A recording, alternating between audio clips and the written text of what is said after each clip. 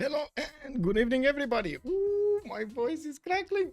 Nice, nice, nice. I haven't been talking actually for quite a few hours now. Good evening, everybody, and welcome for another Civilization 6 night. We're gonna have tonight CPL Premier Leagues kicking off with Suomi and ChillBro. I think we've seen them quite a few times against other teams and also against each other.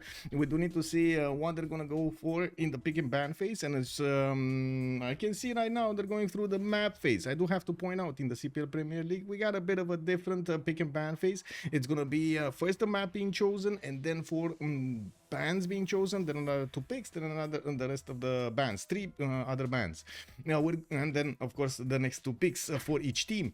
I do want to say hello to everybody. Just give me a second so I can switch up my screens over here so I can see properly the chats. Oh my god, the chats are left on my screen. There we go. DBZD, hello there, sir, and welcome. Your kids here. Good evening, sir, and welcome. I did also notice Rafifi, bonsoir, monsieur, et bienvenue. Painter Q, hello, good evening, sir. Nemesis, hello there, sir, and welcome. Namaste, emo. That was basically my idea of it's fine, you know, like with the fire burning behind me and stuff like that, you know, it's all good, yeah, no problem, yeah, house burning and stuff.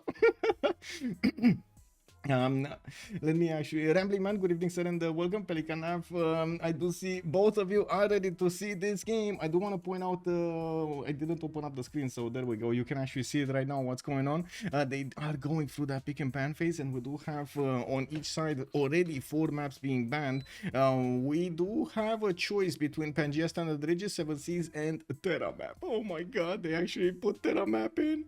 Anyway, is it that in? Oh my god, can you imagine if they actually end up on the Terra map? That's gonna be awesome. Anyway, now I'm pretty sure with the next 2 bands we're gonna know what they're gonna go for. Bonsoir, monsieur Andreo. Hello there, sir, and welcome. 7 Seas, it will be. It might be. Let me actually take a look here. Hello, sir. Good evening, sir, and welcome. And Sasu, bonsoir, monsieur. Bienvenue.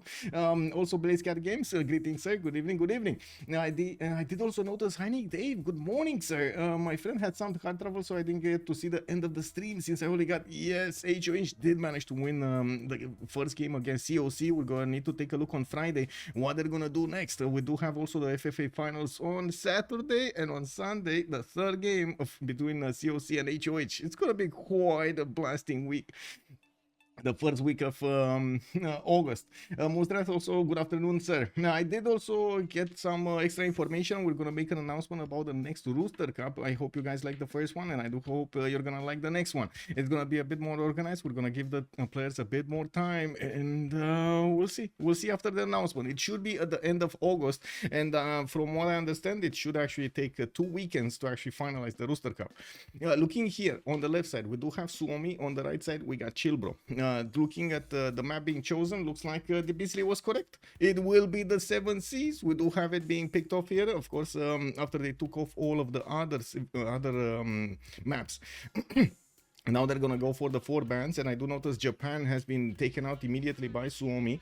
ChillBro is gonna have their next 4 picks, and Suomi will have the first pick of the day. They will set the tone, and we're going to need to see what they're gonna go for. I think I can actually, wow, I think this is fine, right? You guys can see it properly if I actually zoom out a little bit, because it feels like everything is too big on my screen.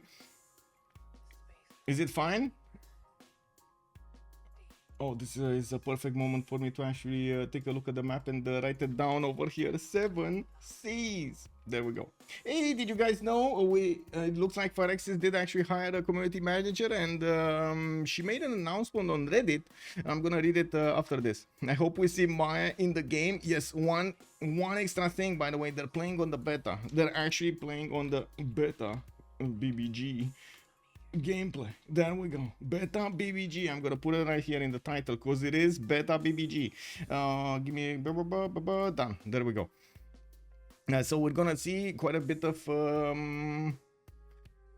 different approaches to the game. Yeah, quite a few different approaches to the game. Of course, with Moksha getting powerful internals with those with that culture, we do have also the externals from Amani. Magnus is not that good anymore. I'm pretty sure the players are gonna try to figure out exactly how they should play this, and of course Amani externals would actually require you to have a city state. Looking at the bans, we do have Spain being taken out by Suomi on the left side, and Portugal and Kublai. Is that Kublai China?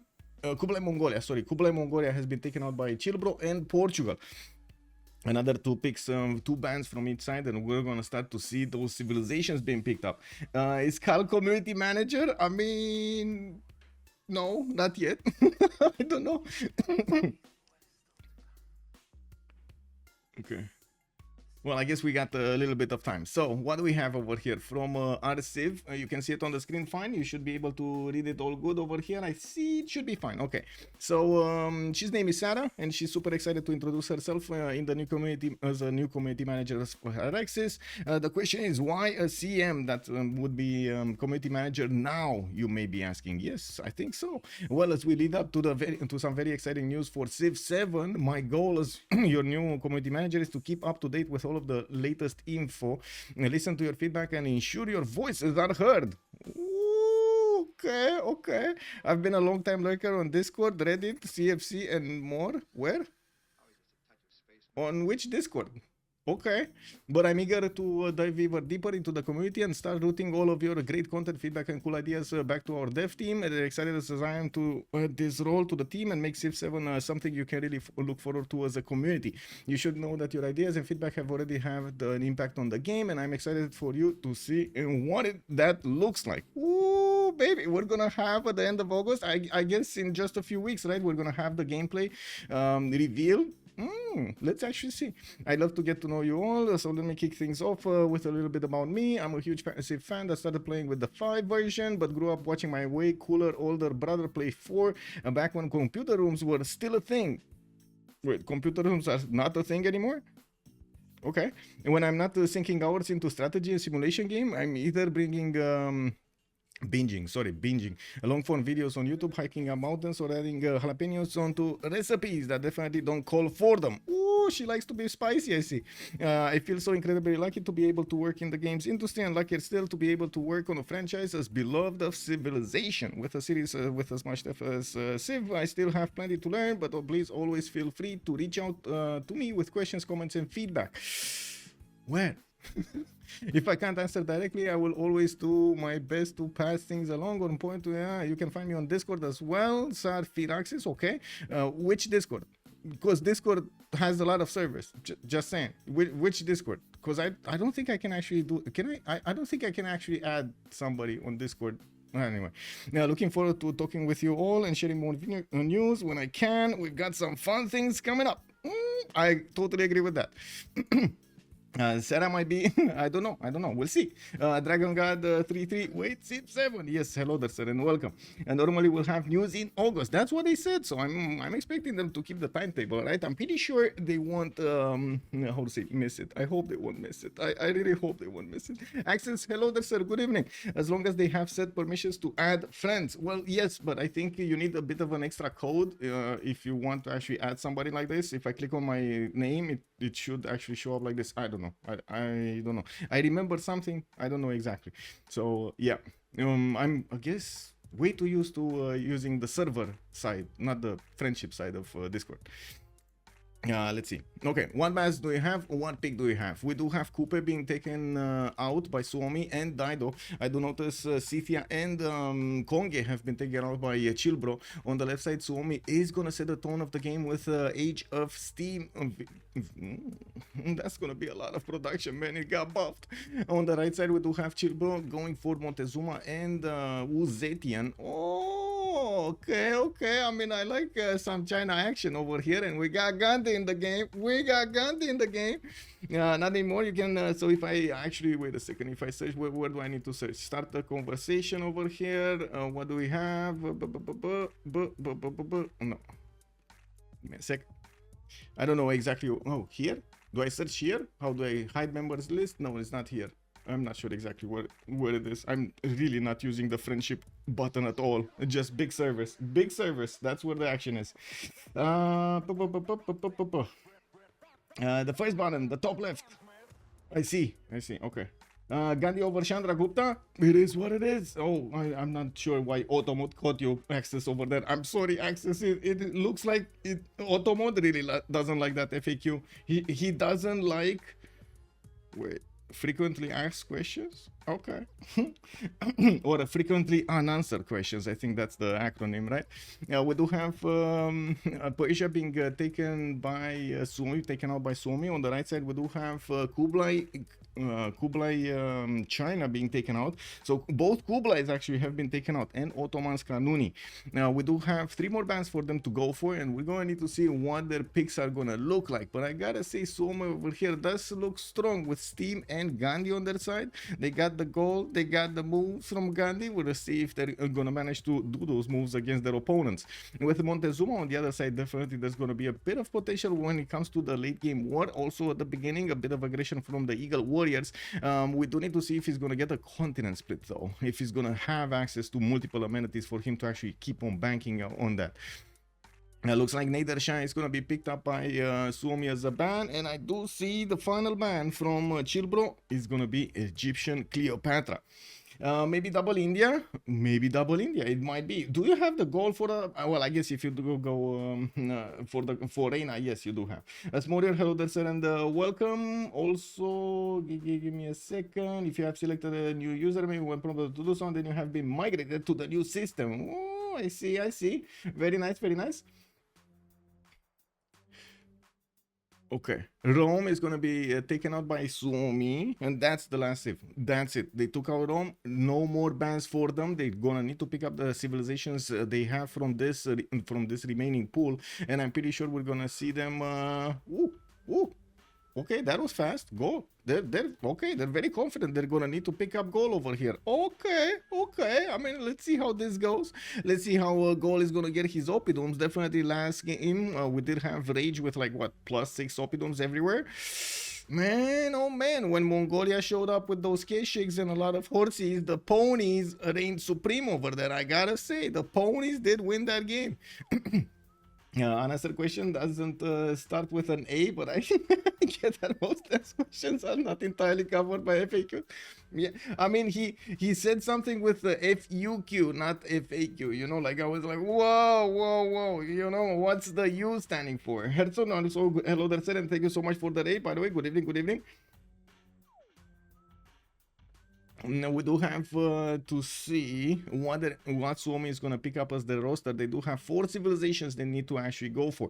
So they did go for Russia after they picked up Gandhi. Okay, and then we're going to see the 4. I did play a little while. There's a lot more gold available for you. Well, of course, if not, if you're not going for the normal holy set way, which you don't have any gold. We do have Teddy Bulmus also showing up. I'm pretty sure we got a few fans over here of Teddy. Wait, this is give me a second, because I might, okay, I wanted to double check if it is actually Teddy Bulmus, but yeah, who can it be with the tie and the nice hairdo? We do have Varangian also being picked up by the right side on the ChillBro. Varangian over here is definitely going to want to play a little bit with faith, and we've seen him having a lot of potential in the game. We do need to see how things are going to also be picked up in the game, as if they will have actually enough I would say they will get the correct priorities straight. We'll see what they will prioritize. Is Age of Steam gonna be here? I would imagine so. Bulmus over there will probably gonna try that culture victory. We do need to see. Okay, Devries second pick over here. We do have Hardrada Varangian, and Age of Steam is gonna be the top one on Urallfish. Let me double check my 0ms here to everybody, so we don't actually have any issues in the game. And like I said, we are playing with the new BBG, the Beta 590D. While we do have a few extra mods for the user interface. Extended policy cards does work only with a better report screen, of course MPH and notification clear for them. They pick both. Teddy is broken, Peter is broken too. Oh my god. So wait, let me get this straight. We're gonna have a lot of broken civilizations just running around the map wild on the map. Ooh, Okay. I mean, I'm definitely looking forward to this. I gotta see how things are gonna get going over here. How are they gonna use these civilizations? What kind of bonuses are they gonna go for? I would imagine, of course, the lines are not gonna deviate that much from the normal meta that we used to see, but I'm pretty sure the governors and also a bit of the opening will be different when it comes down to, not to mention the late game. It's actually quite punishing right now to go for the Magnus vertical integration. No, you just need preserves, a lot of preserves. As if that's a terrible early game. It is. Yeah, Mad Beats, also good evening, sir. We are playing on the 590D indeed. I think we're missing a player here. I'm not sure who it is, but we're missing a player. And I'm not really into reading up until we actually see him. Let me double check. Maybe we don't have a connection. Yeah, I'm doing puns on preserve. Okay, so there wasn't anybody over there on that slot. I really hope they're gonna remember to actually set the spectator slot here. I feel like England will run away with the game. She did before, right? We did stream another 590 game, but it was the C version, not the D version. And if I remember correctly, they did actually do that. It did run away. Like Age of Steam just ran away. Just woo, went off, popped off.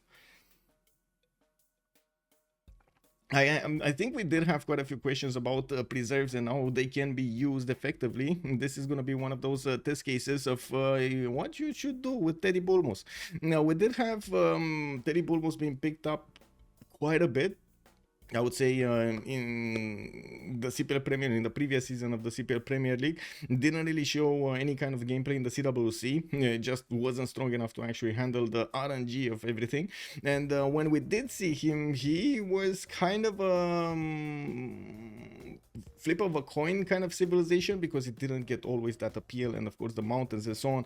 And if I remember correctly, actually Liege was the one that just tried to play it over and over again, Liege and Malm and so on. And sometimes they just didn't get what they needed. They tried their best, they got everything, they tried to improve that appeal over there, but yeah, it just wasn't enough. If I remember, there was anyway, I don't remember exactly all of the details of the game, but I do remember the hardships that Teddy Roosevelt, the Bulmos, did actually have.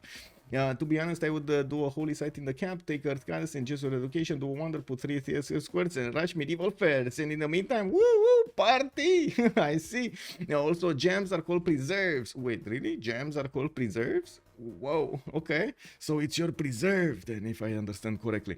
Medieval fairs. Oh, okay, let me actually turn off my screen over here, so it should be fine. We got this. We should be fine, right? We got a map chosen here, or I should say written down. Royce Nover, hello there, sir. Right, but the problem is that you're constantly at war, and Monty or even Harald can run you over. Yeah, but they can't really pillage anything. What are they gonna pillage? You know? what do they want? Faith? I do remember a game when it was Leech that was playing, and he was trying to defend against his neighbor Mapuche, and Mapuche came out with like 8 of those Malo Raiders. He was like, oh, look at me, bro, look at me. And he was just entering Teddy Bulmos' land, and he was trying to find out at least a mine somewhere, you know? Like, get something to pillage. Man, those Malo Raiders didn't do anything. Okay, they pillaged like 1 or 2 preserves. I guess it was fine in the end, because Teddy Bulmos did manage to recover, but it was like, what? Yeah, you cannot pillage anything. Exactly, you cannot pillage anything other than the preserve tiles. Don't get me wrong, production is kind of scarce. That is a problem on Teddy Bulmos. I totally agree with that. And usually early game, it is kind of a challenge to get everything going. If you do end up next to a very strong civilization, it will cause problems. It will 100% cause problems for you. Now, we do have them lining up over here, also getting ready. I do want to remind that spectator slot, please. Okay, there we go. So they don't forget, so we don't actually remap, because, you know, there was no second spectator slot being selected here. Okay, there we go. So Urallfish is gonna pick up Age of Steam. We do have Devries on Harald Hardrada Varangian, Androam on Ambiorix, Pupumestari on Teddy Roosevelt Bulmos. We got Waynes on Montezuma, Curtis Love on Gandhi, Lenny on Peter, and Fabian on Zetian. Does the preserve culture bomb? I don't think so. I don't think so. Let me see. Does it say anything anywhere? No, no, no, no. It does. It does. Okay. Okay. So that was a Chingy 590D. Okay. Cool. That's better. That's actually much better on Teddy Bulmos, to be honest. He's gonna grab those tiles. When you have, once you have the elves and dragons, it's easy to win the game. Wait, in medieval fairs, it was a vanilla thing. The bomb. I see. I imagine how many games I get to see with Bulmus that I don't remember this. Glad someone noticed. Yeah, I didn't. I mean, like I said, Teddy, we didn't see Bulmus in like what, 6 months now. Let's actually see him in the game. He actually didn't pick up at all. He didn't get picked up at all in the community. Actually, good point. Let me actually. Okay. Let me actually check the CWC if we did have any game with this. Reported games, Bulmos. Let's see. Oh, that was no, that was those were bans. They actually banned Bulmos once. Oh, look at that! It actually got played on the 17th. Okay, okay, and it did actually win. Team 250 going against the Last State Company with Teddy Roosevelt. Bulmos. Hey, I stand corrected. It was in a game in the CWC, but I didn't get to stream it. So yeah, I didn't see it. Okay, okay. It's like me. Wait, it's like asking me all the English names of Pokemon. Sometimes I confuse them. Let's be right. Okay, left or right? Let's left or right. Rafifi, was that actually a call to go right? Was that what you were saying? Let's go right. Gooper Dragon also got in with her. Pupu just won an FFA's Gorgo earlier today. Ooh, Gorgo definitely a different beast than Bulmos. Chat, I'm waiting. We go left or we go right? Also, Volcar, so England versus Nord on the sea, at least by default, as Preverb was buffed in this patch. Michael are all planned already, and if so, when? Access, they're on the CWC website. They should be up on the CWC website. And the second game is going to be on Friday, 1900 GMT, and then the third game will be on Sunday, 1700 GMT. We go Urallfish. It looks like we do have to the right. Okay, we go to the right. Urallfish. Where is Urallfish and what do we see over here? Check. No, in the seas. He needs to be somewhere in the seas. No, this is China. Here. No, this is America. Ooh. Oh. Okay, not bad, not amazing. Oh, there we go. We saw the blue color. London did actually put. He put his city down on freshwater. He does have his 2-2 base. He did have a Plains Hill. Looks like BCUI didn't actually do anything here. We do have him with the food from the bananas, food from Reef Fish Tile if he wants to. And I do notice he's going to have quite a few coastal cities to develop on. Since this is the 7 Seas, we might actually see some form of action on the coast. We do notice that he doesn't have anybody directly on this coast, but he does have China, Fabian here to the southeast. That's going to be one of his opponents. On the right side, there's not going to be anybody that would allow him to actually trade. Oh, we do have over here Devries, but again, another opponent.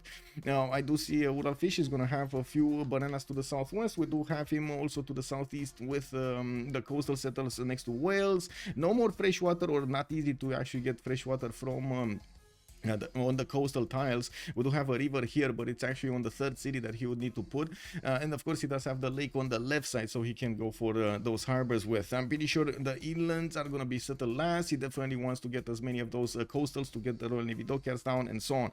And we do have him opening up with a scout, because you know that's the way we need to see the map. Looking at Pupumestari, okay, we got Pupumestari southwest over here, very close to Norway, and this might cause a bit of a ruckus here. Can you imagine? He's actually that close to Varangian, that close to an opponent. Let me actually switch my sound settings so we can actually see what's in the game. Okay, there we go. Hear what's in the game. You were hearing it, but I wasn't hearing it. Remap vote, by the way. Yes. Friday CWC, Saturday. Yes, exactly, Access. We got quite a packed weekend indeed. Let me do the prediction for how many remaps. 0, 1, 2. There we go. Thank you. I did actually need to catch some sleep. Obviously like 2 hours ago, and I slept for like 50 minutes, so yeah, guess I'm still waking up.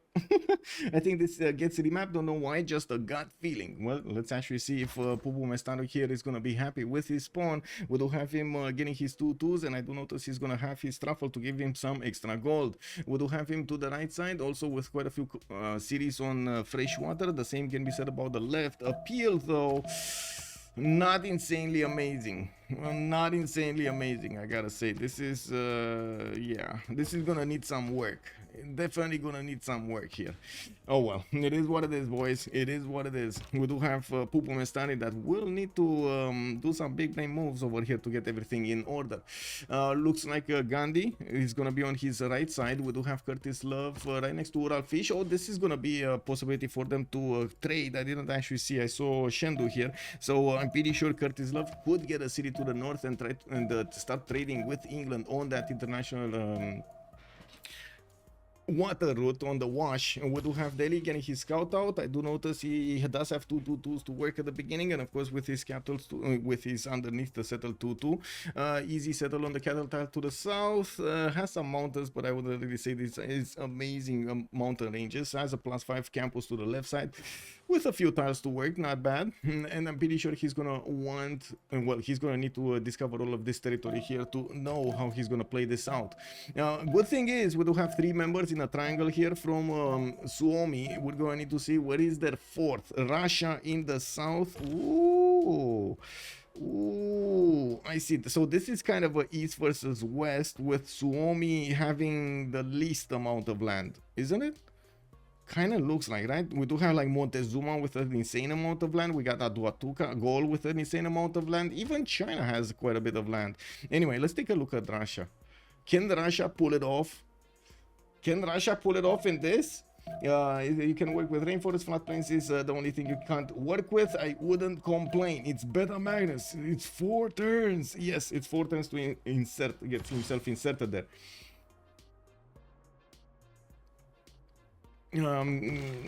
Let me actually double check and see if there was any change on the preserve over here. Let me open up on the screen as we take a look at the Russian spawn. I do want to open up on the screen over here as quickly as possible and take a look at Bulmus. Do we have him? Do we have him?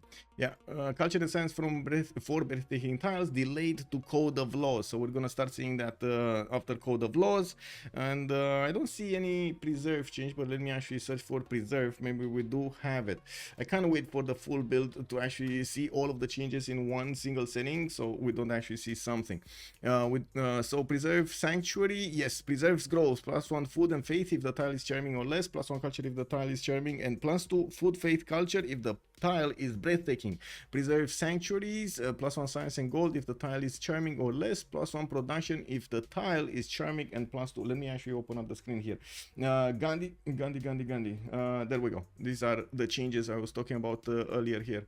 These two, the grove and the sanctuary. Okay, so coming back to Russia, we do have him with the possibility to go for the Temple of Artemis, get that extra housing and food, not to mention the amenities. Has 1, 2, 3, 4 of these camps, 5 camps actually in the capital city, and I'm pretty sure he's going to be happy trying to work them out. Has a few more camps to the west side and quite a bit of forest to actually get those chops going. I do have to point out Russia doesn't really need tundra. It does well in tundra, but it doesn't really need tundra. So I'm pretty sure he's going to be happy with the northern territory. What he's not going to be happy about is Aztec being here. And we do have Waynes with 1 big continent, and we're gonna come back to him after we get to see Harald Hardrada. Looking at Harald, we got Nidaros with a 3/2 banana. I do see a settler coming out in 6 turns, and yes, I do notice he did find that old faithful over here to the north. That's a wonder that he's somehow, well, scouting out with 2 units. He really wants to see it from all sides over here, you know, doesn't want to miss a detail. And we got David is popping out his settler, and I'm pretty sure he's starting to explore his land to the south. He already knows about his coast, how the coast looks like on the west side, and it seems like he's gonna go for the west. A bit awkward here to get that holy side down. Like, oh my god, this is actually quite awkward. Very awkward to actually get that holy side down. I would not be happy. At least he does have the 3/2 banana food, but Anyway, I didn't see if they are close enough. No trader. He has a god spawn. Oh, England. Yeah. In England, good spawn. Let's see quickly. Gaul. Let's see if he does have some +4 Opidum. Okay. Does he have another? I don't see one. A single stone tile? No, he has. Okay, he has another set over here. +4 with another +2, a +6. That's gonna be right in the face of Hansa. That's not gonna be good to. I mean, he might not even get to put it down before Hansa is gonna get his tile. +4. Okay, we do have a few Opidums. You did see it last time. It doesn't always end up only on the Opidums. It does require more. Let me switch the screen. There we go. For some reason I clicked on the wrong button. Necrofan, good evening sir and welcome. A short question: is there any website to learn some tactics or anything to learn from? We do have on our Discord, we do have a special section called give me a second, I can actually put it up on the screen so you can see it. Can you see it? Can you see it now? Yes, you should be able to see it. Give me a second so I can switch to. So if you join the CPL Premier League, the CPL League, you will get to see over here novice resources first of all, where there are quite a few resources for you to learn, and we do have basically like a forum where you can ask questions and you will get responses from the players or other coaches or stuff like that, or players like that. Relatively quick. Maybe you can actually see if somebody else answered, you might have a question that already got answered, so you can easily just scroll through this and take a look what you need. And yes, there are quite a few videos how to say out there. They do need updating every time a version, like a how to say, a version of BBG comes out. So yeah. yeah, it's kind of hard to keep updated. That's one of the things that I didn't want to do at the beginning. I did start off doing some tips and tricks videos, and then I saw how quickly the meta was changing with BBG, and I was like, oh yeah. Soliax Gord, good evening sir and welcome. I envy you guys as a Civ5 player. Why? What do you mean? Because there are less resources on the Civ5? Gladly. Necro, gladly Necro. Okay, we gotta ask chat. Where are we going? Left or right? We gotta ask chat. More developed community. I mean, we're trying. We're doing our best. It takes us quite a bit of time to figure out exactly what we should do, when we should do, and in what form. And yes, I do have to point out we did change the form quite a few times. This time around we're gonna go left. DBZL is calling it out, so we're gonna take a look at Zetian. We didn't actually take a look at her back before. Looks like Fabian is gonna play it today. We got Shendu on a 2-2 base with a turtle if he wants to the northeast. He does have some more fresh water on the coast. Not ideal for Zetian to be on the coast, and let's see if he's gonna have a natural enemy. No, but he's gonna have an ally here. Nidaros is gonna be opening up his floodgates. Oh, wait a second, he does have a natural enemy. Urallfish to the north is gonna be with the city of London on the same coast, same continent as Shendu. Now Fabian is gonna have a challenger. We do have the scout coming up in 3 turns there, and I do see he only has a single 2-2 in his capital's range. I'm pretty sure he's gonna need to grow into another tile or buy another tile. We're gonna need to see which one of those two will happen here. Wannes with Montezuma is again in the middle of the map. We do have him with the reefs next to the capital, some turtles there, of course a lot of food from the rice tile, and he does have a 1-3 to couple it next to.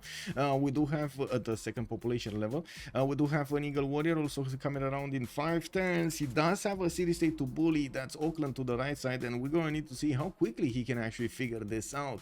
To the north, oh my god, Pupumestari is again next to Aztec, next to Wannes. Okay, I mean, this is much better appeal, to be honest. Like, we gotta be honest about this. I'm not sure if it's a better spawn, but it's a lot better appeal than the last one. And I'm not sure if it's a better spawn because, well, at least the last time he actually had space and time to develop his cities and you know, settle them. Aztec is gonna be right on top of him. Like, we might actually just see Aztec settle the rice tile and just spam horses at America. This is like worst case scenario for America. FFAs are cringe anyway. Why even play them? I mean, it's kind of a totally different gameplay. FFAs, totally different beast versus the 4v4s. The 4v4s are usually much more I would say fair to the players and of course to the game, while FFAs, oh, yes and no. We'll see. No, but I do have to point out they came a long way since 2 years ago, or 4 years, even 4 years ago, since the FFA scene started developing and so on and so forth. In CPL right now, we got like 10, 12 FFAs per day, where people are learning how to play the game, learning how to use the civilizations, also getting to benchmark themselves against others in the same game. Moving forward, let's actually take a look at Gaul. We do have him on the left side. It looks like Aduatuca is going to get a scout out in one, and yes, I do see Agesate is starting to move towards the north. He does have a 3-2-1 spy style, and yes, that's gonna give him the extra food. Another settle to the south for the banana. While yes, I know I kind of ignored the fact that he doesn't have stone tiles. Whoa, the stones are not with gold today. We got him with a +4 to the northeast that he's gonna get next to the horse and the iron. And yes, I do see he's gonna have a nice settle here next to the ivory tiles to the northwest, but only a single stone tile with no strategic resource around it. That's kind of bad. Anyway, that's kind of like meh. I wouldn't say bad, it's kind of meh. He sees the cities is named the Bristol Channel. Yes, Mexico is next to the USA. It's normal, they're close. I guess I don't like FFAs when places other than first matter leads to bad stuff like kingmaking, and people might place higher for no reason. Okay, that's one of the I guess schools of thought over there about FFAs. Yeah, I mean, trying to get as much score at turn 81 is the thing. We do have Norway with Nidaros popping out another scout next turn. He does have this time around actually a holy site placement for it. Not the best one, but he can definitely try to put it down. I would imagine he would really like to actually put it out on the wheat tile, but he's gonna need pottery for that. We do have him with a fish tile 3-1-1, and yes, I do notice the northwest. We do have bananas over here for him to get another city on that lake, with maize tile for another city towards Candy, and quite a bit of coast to the east side here.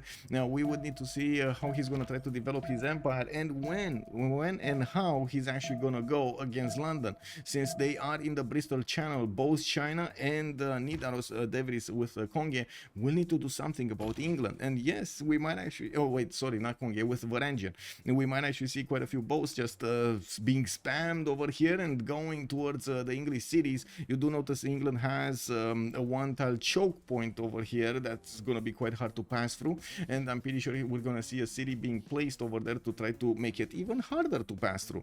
Looking at Lenny, this time around he has so much done. Oh my god, Lenny.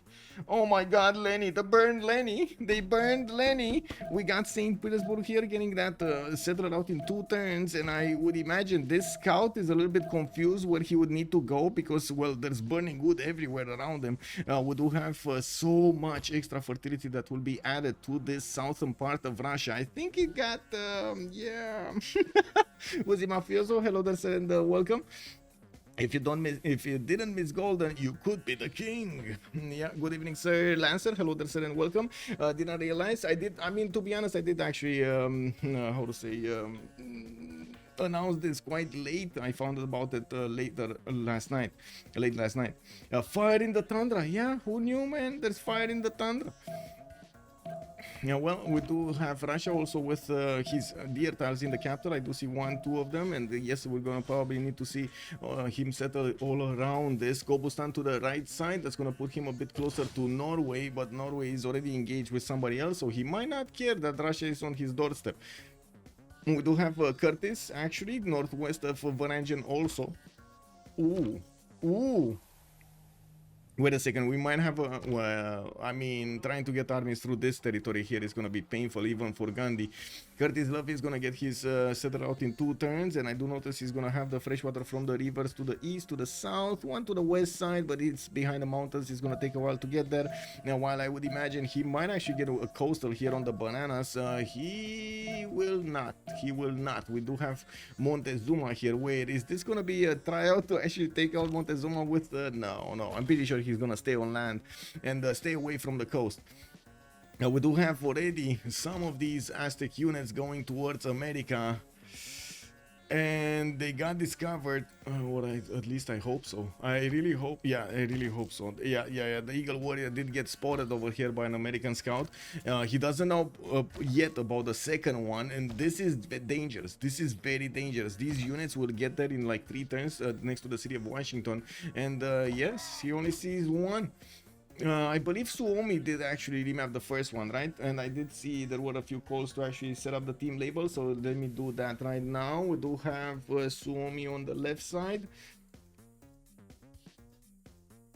and ChillBro on the Suomi on the right side and ChillBro on the left side.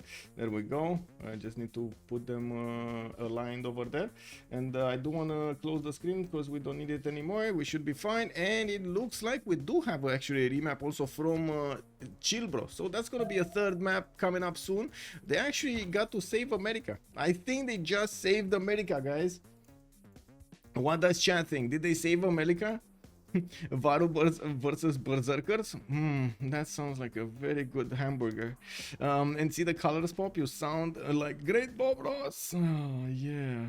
Oh, wait, they already remapped this? Or there was a technical? They already remapped this. It's 10-10. They actually went very quickly on this. This position was so bad for Suomi. They got out of it because their opponents remapped.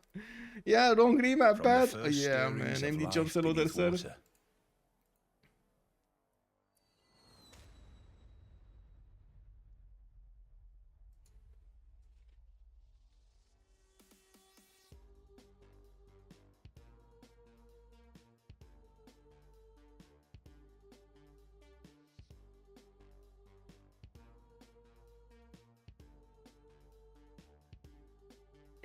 There we go.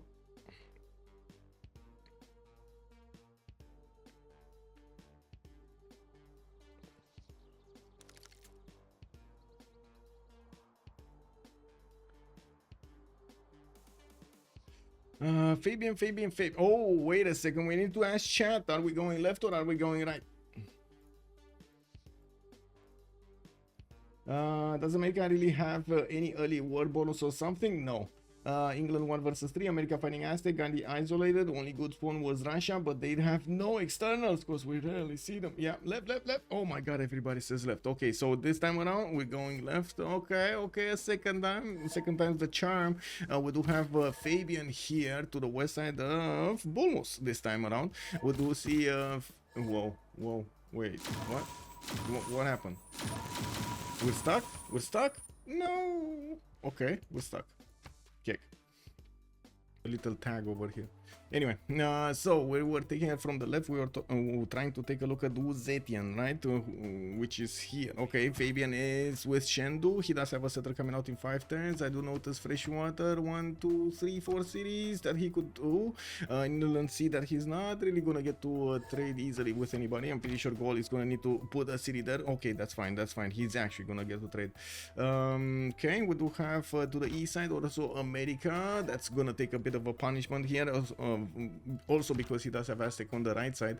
Now we do need to take a look at the spawn, since this is gonna be the final spawn. There's not gonna be any more remaps. We do need to take a look at their strategic resources. I do notice horses to the southeast of Shendu. You can actually see them over here. Oh, there we go, the horses did get revealed, and of course with the iron tile on the right side, he's gonna get both of those strategics. He does have some diamonds, a pretty strong spawn over here next to those bananas. Me like actually 2 spawns that he's gonna get with extra bananas for the food. Now while he's also gonna get the southern coast to go and settle, he does actually have Norway for him to, oh my god, so they're gonna just send trade routes to Fabian to China. Zetian is gonna be happy. We do need to take a look at Montezuma with 1 continent. Oh my god, Motlatse Canyon to the right side. We do have him benefiting from a lot of culture, faith, and also quite a bit of food over there for the bananas. And we do have him getting a settler out in 3 turns from the Nochitlan, and yes, dice tiles are over here, but giving him that extra faith per turn so he can get to a pantheon quicker. Very few people actually work the God King card these days. A lot of the time you actually see them working the production one. I would imagine Wayne's is very happy that he doesn't need to actually use it. We do have that center coming up in 2 turns with good cities on the west, and also will probably figure out the Motraze cannon is on the right side. I'm pretty sure he's going to want to get a 3rd city there. Not really the closest one, cause, not this one, because he's not going to get to see Motraze cannon. He doesn't know that he can move to the east, and it would take quite a bit of time to actually get here. 1, 2, 3, 4, 5, 6, and 7 to settle. Okay, that's not that bad actually, and you recover it quite quickly with the bananas and the extra tiles you get there. Tenochtitlan does also benefit from horses in the 3rd ring. That's going to be expensive, not to mention his iron is going to be 3rd ring. Both strategic resources so expensive might not be the best thing. We do have to take a look on Gaul. Let me actually take a see. I see we got 2-3 deer tiles already for him to work with food from the citrus tiles, and of course he's going to get the extra settler in 1. Now I do also notice he's going to have a +4 Opidum, and that's it. +4. Okay, another +4, another +4. Well, in the capital, we'll see how he's gonna plan all of the other cities. I don't see that much stone on the left side though. On the west, he doesn't have a single stone tile. Oh my god, not a single stone tile until here. And this is gonna be the only stone tile he's gonna get. Okay, a bit awkward to get all of those Opidums with the +4s or the +6s. Aduatoka does benefit from horses in the 1st ring. He does have iron in the 2nd, and I'm pretty sure he's gonna be needing that because he's gonna discover bronze quite early. Looking at Devries on the coast. He's gonna be on the southern coast with a possible connection towards China. As you can see, they're not very far away from each other. On ChillBro, we do have Varangian over here, China. North is gonna be Gaul, and then on the right side, past Bulmus, we're gonna have Montezuma. It does look like everybody's next to Bulmus, and this is one of those situations you don't really want to be Bulmus in, right? You don't want to be Bulmusing over here. Looking at Varangian, he does have a settler in 5 turns, and that's going to be his 3rd one. We do see him moving to the west with the 1st one, so he can get the fresh water and of course the position over there on the inner sea, on the Norwegian Sea. More settlers to the right side, not amazing, but he can definitely get a good holy side there, and of course we do see him working immediately for the next settler. Doesn't want to slow down to get the holy side first. He wants to get the settlers for the extra production centers. We do have him also with horses in the capital. Already has access to 3-2 banana and a few other 2-2s to work. You can see him growing quite fast here. Now, while he's also going to have an iron tile, but in the 2nd ring, that's going to be probably grown into. I don't think he's going to buy it with gold. Looking at Lenny though, already with the 2nd settle, Voronezh did get settled on a T tile, I believe. Yeah, that's a T tile underneath, and I do notice St. Petersburg is going to pop out a 3rd city next turn. While I do notice he's going to have 1 4 deer tiles. What is this happening over here? 1 2 3 wait, 2 tiles with 1 4s and another 1 3 here. Amazing. We do have him with some food from the sheep tile, and that is one of the problems with Russia. You need to get the food to keep on growing and keep using all of that extra production that you get from these tiles. Lenny is also going to have access to an iron tile in the 1st ring. I'm pretty sure we're going to start to see him putting down his lavras quite soon, while he does have a horse tile here in the 2nd ring of St. Petersburg. I don't think you ever want to be Bulmus. No, I think there are some cases in which Bulmus is very, very strong, but not in. I don't think it's this case. Free worker for Aztec. Let's actually see. Is he coming with? Oh, I see what you mean. I do have to point out, Aztec did not actually go for the 2nd Eagle Warrior this time around. He actually went for 2 scouts. Not really the usual way we do see Aztec going for. Well, anyway, coming back to Curtis, because yeah, we didn't actually see him. He's barely getting his 2nd city going. This is a bit surprising. He's quite late versus the other players. We do have him with a 2-2 base with some other 2-2s around him. Yes, he does have. He did open up with a holy site and placed it next to the river, across the river. He might have some form of plan over here in his mind to actually make this work properly. We do see England to the northwest, which I'm pretty sure is going to settle a city just to trade with Gandhi over here. And of course, he could actually trade later on in the game with Russia if he's just gonna get. Yeah. So Russia needs to get a city on the coast. Now we do have Delhi also benefiting from iron tile in the 1st ring. Horses are going to be 2nd ring, not expensive at all, and I'm pretty sure he's going to be happy with the fresh water he has. On the right side, he does have Norway here. That well, that is going to be an opponent, and it's We're gonna need to see what they're gonna do against each other. I'm pretty sure. Oh yeah, there we go. Already India is getting a bit of a pounding from Devries. We do see that scout is gonna take a lot of damage if these units actually get the first moves, and it looks like no, India was the one to move first. Curtis Love just moved on the banana tile and he's getting out of that. I think this is a proper GTFO out of there, you know. We do have Delhi putting down, Hyderabad putting down another holy site, and we're gonna need to take a look later on how he's starting to develop everything, where he's gonna put his government plants and what kind of second district he's gonna get, and also the governor. Very important. This is gonna be one of the big informations of the game. Which governors are gonna get used on which civs. We do have Pupumestari here in a bit of a hellish territory. We do have Aztecs settling towards him, and I do see Pupumestari is starting to see his cities soon. Let me take a look. There we go. So he sees Xochicalco. We do have him also soon to discover the main territory, and yes, Aztec is sending an Eagle Warrior towards New York, where there is a trader popping out in 5 turns. There is no defensive unit right about now. America is moving his warrior to discover more territory towards the north, which, well, is not gonna get the defense in New York. One Eagle Warrior might not be that big of an issue unless he doesn't have the money to buy a warrior inside of the city center.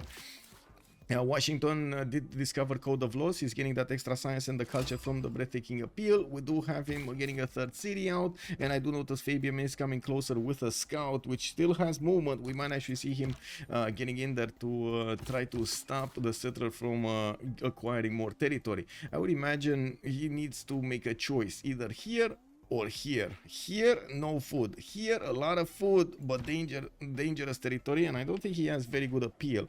Yeah, it's not very good appeal. Not very good appeal.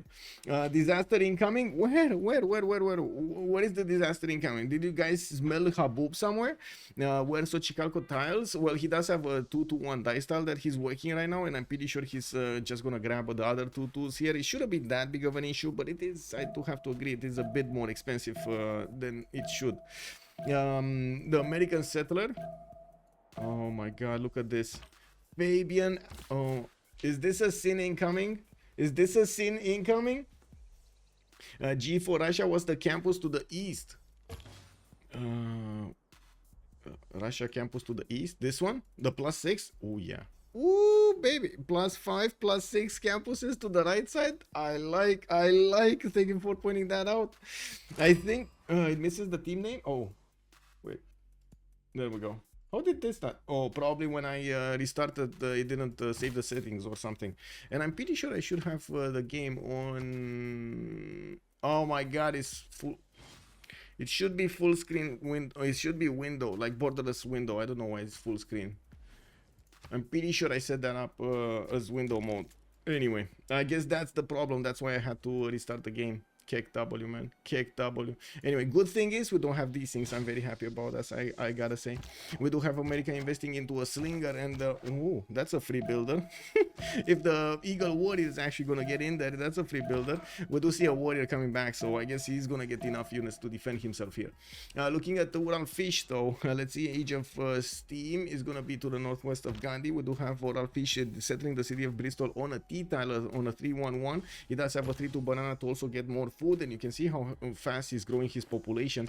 With another settler moving towards the east, he's gonna already go and settle that city towards Gandhi, so he can trade with him.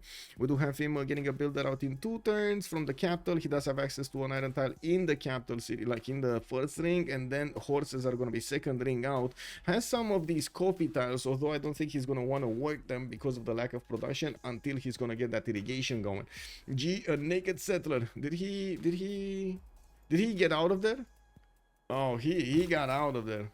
He's getting out of there, boys.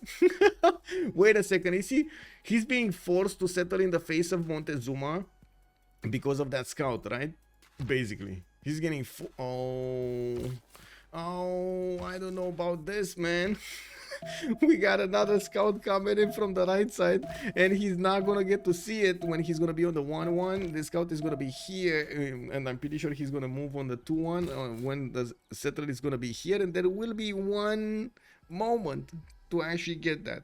There will be a few seconds maybe if he doesn't get to spam B and settle it down. We do have the settler from the trader from New York about to pop next turn, and I do see a builder from America here in his capital. Teddy Bulmus is also opening up horseback riding as soon as possible, guys. This American settler is confused. I think it is. I think it is. Yeah. Yeah.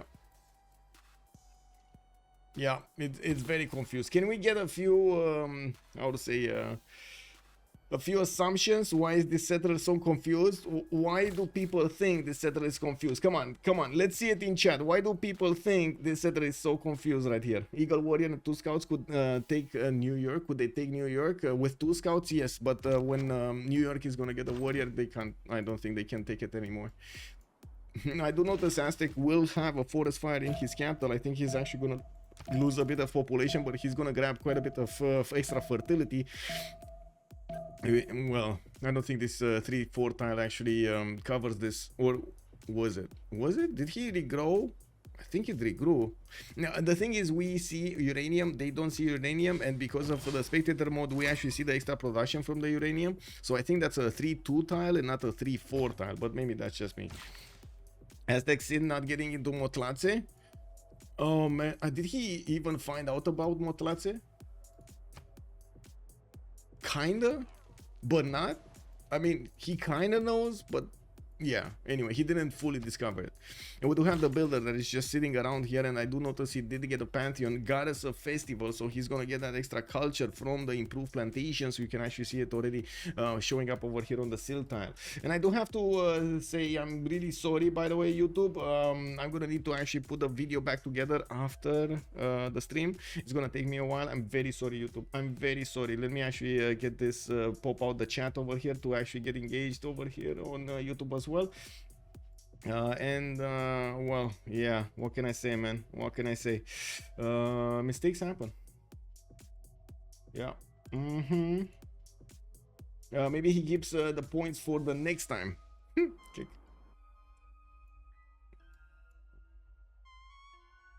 Vasa Schlange, early Empire Aztec. Oof. Good evening, sir. Good enough in my head. Okay, so let's take a look at the pantheons here. Do we have some more? Oh, look at this. We do have China getting... Oh my god, he might actually take the city. We might actually see the city being taken because there is no warrior. Do they have gold over here? Come on. Do they have gold? Do they have gold? No, they don't. They don't have the gold. Are they not making it per turn either? And that warrior from the northeast, where is the slinger? The slinger actually went to New Orleans. It did manage to put that city down there, but I do notice Aztec. Oh my god, I think this is an F, guys. Norway is near that wonder. Maybe they see it. They do see the wonder. They do see the wonder. Don't get me wrong. They do see these tiles over here next to the Motlatse Canyon. He knows Motlatse Canyon is there because he sees the extra faith and the culture. But he doesn't see everything, like the bananas. He doesn't see the quality of the territory to the north and so on. And remember, Motlatse Canyon does actually have quite a bit of fresh water around it. I think this city is dead. This city is dead. I stand corrected. If I did say if he does get the warrior in there, yes, it's gonna stay alive. If he doesn't get the warrior in there, that city is dead. King 73 has joined the round table. Yeah, city being placed under siege. The warrior is gonna get in there while the city is gonna lose strength. You can see already the city is down to 73 out of 200 garrison health. Wow, that was fast. Ginge73, hello there, sir, and thank you so much for the follow. Old Triangle also, good evening, sir, welcome. Why is this New Orleans? Well, New Orleans at least got settled. The slinger over here is not gonna do much though, and it does look like that city doesn't have a chance. Doesn't have a chance. How new is this York? I think it's pretty new. YS figured New York was in trouble. Slinger was escorting. Warrior was off on a holiday. Fortuna Perry was right. He nailed it. New York was in trouble. I didn't want to actually raise up your hopes over here to see a city being taken. But man, oh man, New York over here with no defense. Eagle Warriors. He knew about the Eagle Warriors coming in. This is a problem. And again, with a civilization that doesn't really usually do well when it comes to early aggression. Also, I wonder if they'll keep it. Igor Warrior kicked up, man. Usually watching first, but I figured I might as well come here. Thank you so much, Gingy, and Gingy 73, and I do hope you're gonna enjoy the show with me. Just raise it. New York got taken down. We do have the Eagle Warriors managing to finish the job. And did he take? Oh my God, he took out the Warrior inside of it also, right? Both the city center and the Warrior. Oh, that is I think that is a Civ6. That is a Civ6. I do need to actually put it up again on the screen here, because I did tell you that I reinstalled Windows. Civ6. There we go. We got this. Let me actually set up the font really quickly. Hello.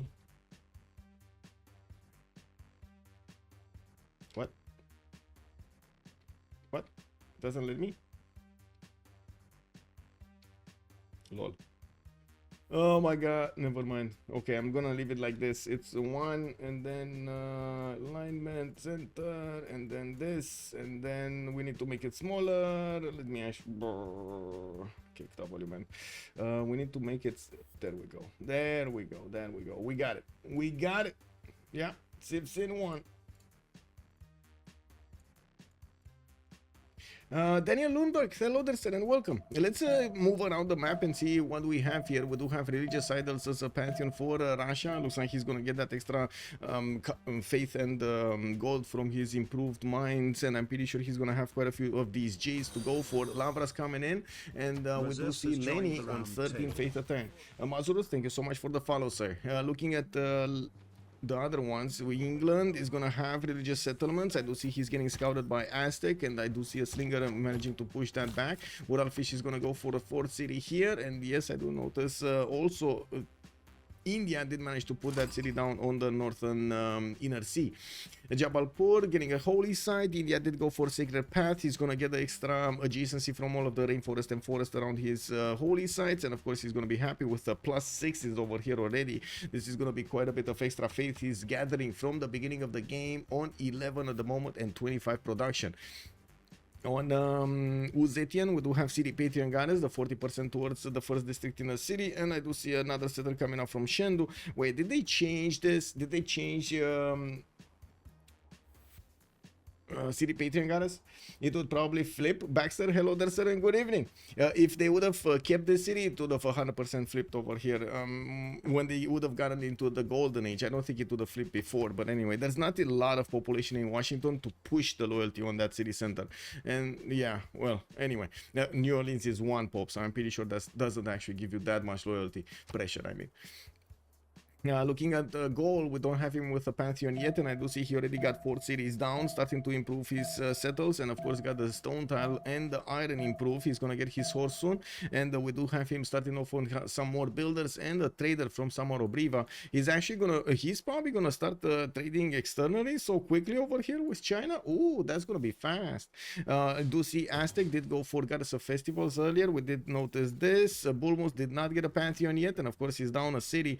Now I'm pretty sure he's going to need to click on a settler here from Washington, otherwise he's gonna be late on everything. This is gonna be, I mean, he's already kind of late on everything, going for Magnus internals and Moksha second over here in New Orleans. I think, wait, 2, 4, yeah, I think we got everybody, right? Varangian, we didn't see Varangian. Earth Goddess for Varangian. He will not get that much faith from this. He really won't get that much faith from this. 1 faith point, 2, no, 2, 3 faith points from Earth Goddess. Oh my God, this is terrible.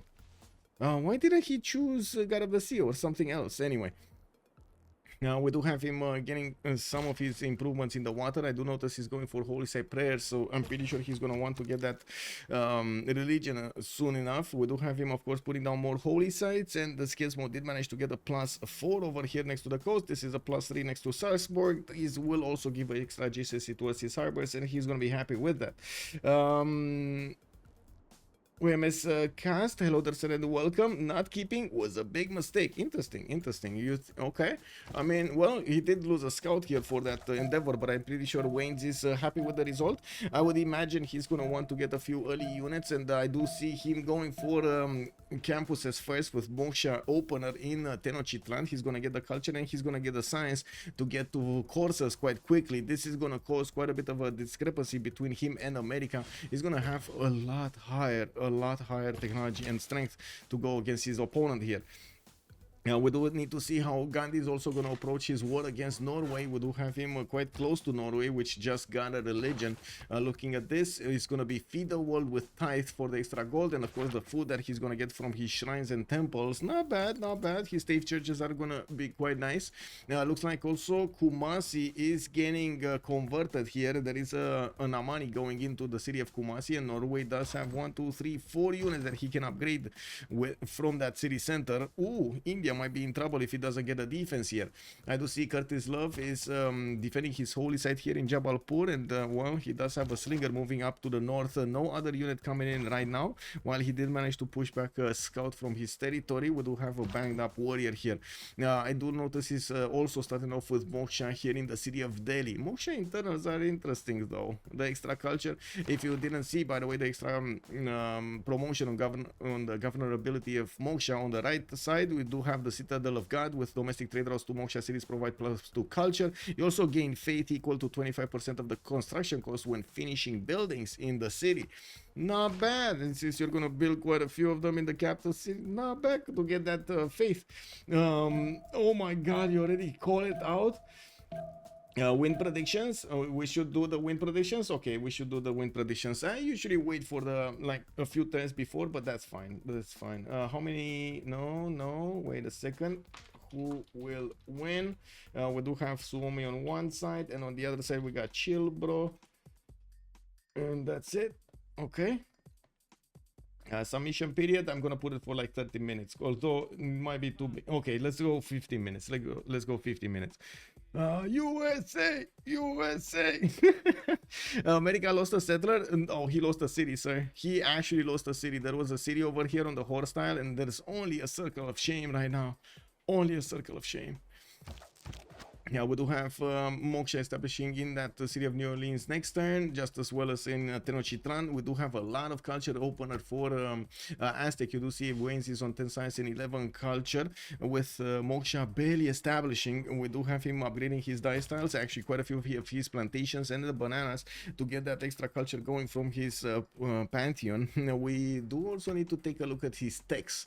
We got Devry, Celestial Navigation, Androam, Iron Working, and come on, Aztec. Animal husbandry. Okay, he's far away from horses. Okay, quite far away from horses. He is starting to get another eagle warrior here from Teotihuacan, and yes, he did bring back an eagle warrior to Xochicalco. I think okay, he might actually come closer here and also upgrade those units into swordsman soon. Now we do have or maybe go directly for men at arms. We do have also Moksha for China, opener in Chengdu, that's his capital city. 2 other cities have been placed, one north, one west. Northwest, of course, next to the bananas as quickly as possible to help them grow quickly. China over here is going to have Varangian to trade with to the southwest if he's going to get a city to the south, and I'm pretty sure he wants to, not sure where though, probably here is going to be an interesting idea. Here we don't have that many good tiles for him to work. Now we do have him opening up with commercials, and I do see the destroyer has arrived. Man, she got big. She got very big. Sacrificed all the people. Mazuros also, hello there, sir, and welcome.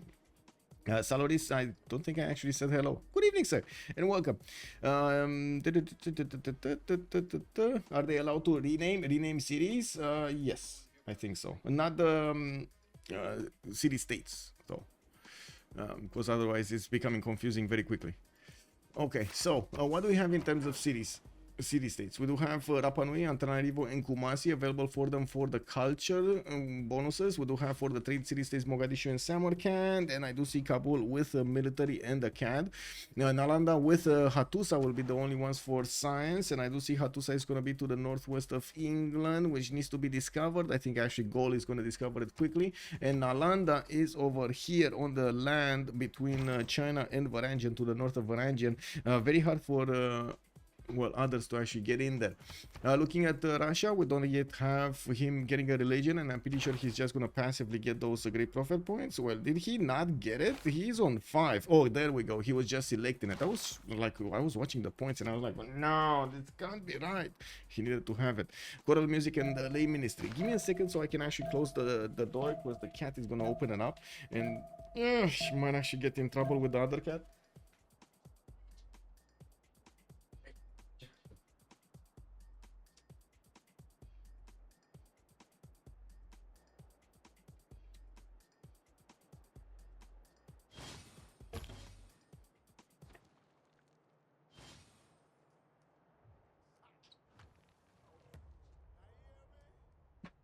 Well, I gotta say the destroyer actually today destroyed one of the blinds. Woo! I see. Yes. She actually destroyed one of the blinds. She got, I don't know how, she got entangled and then she ripped it. We kicked the touch out. Wait, what touch? What touch? ChillBro was all greedy with this draft, so much sim and almost no ability to fight back. We shall see. We shall see.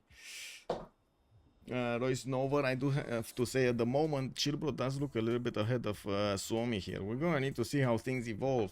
Temple of Artemis chosen by St. Petersburg, and I do see it being built in 8 turns. There is a guest attack coming in, and we'll probably try to pillage that holy side, the Lavra. We do have Russia defending these, and of course got his 4th city to the west side of Voronezh. We don't have him with a lot of tundra, and to be honest, I'm very curious if he did discover this. Yes, he did, but yeah, he didn't actually get to place a city there for that awesomeness campus.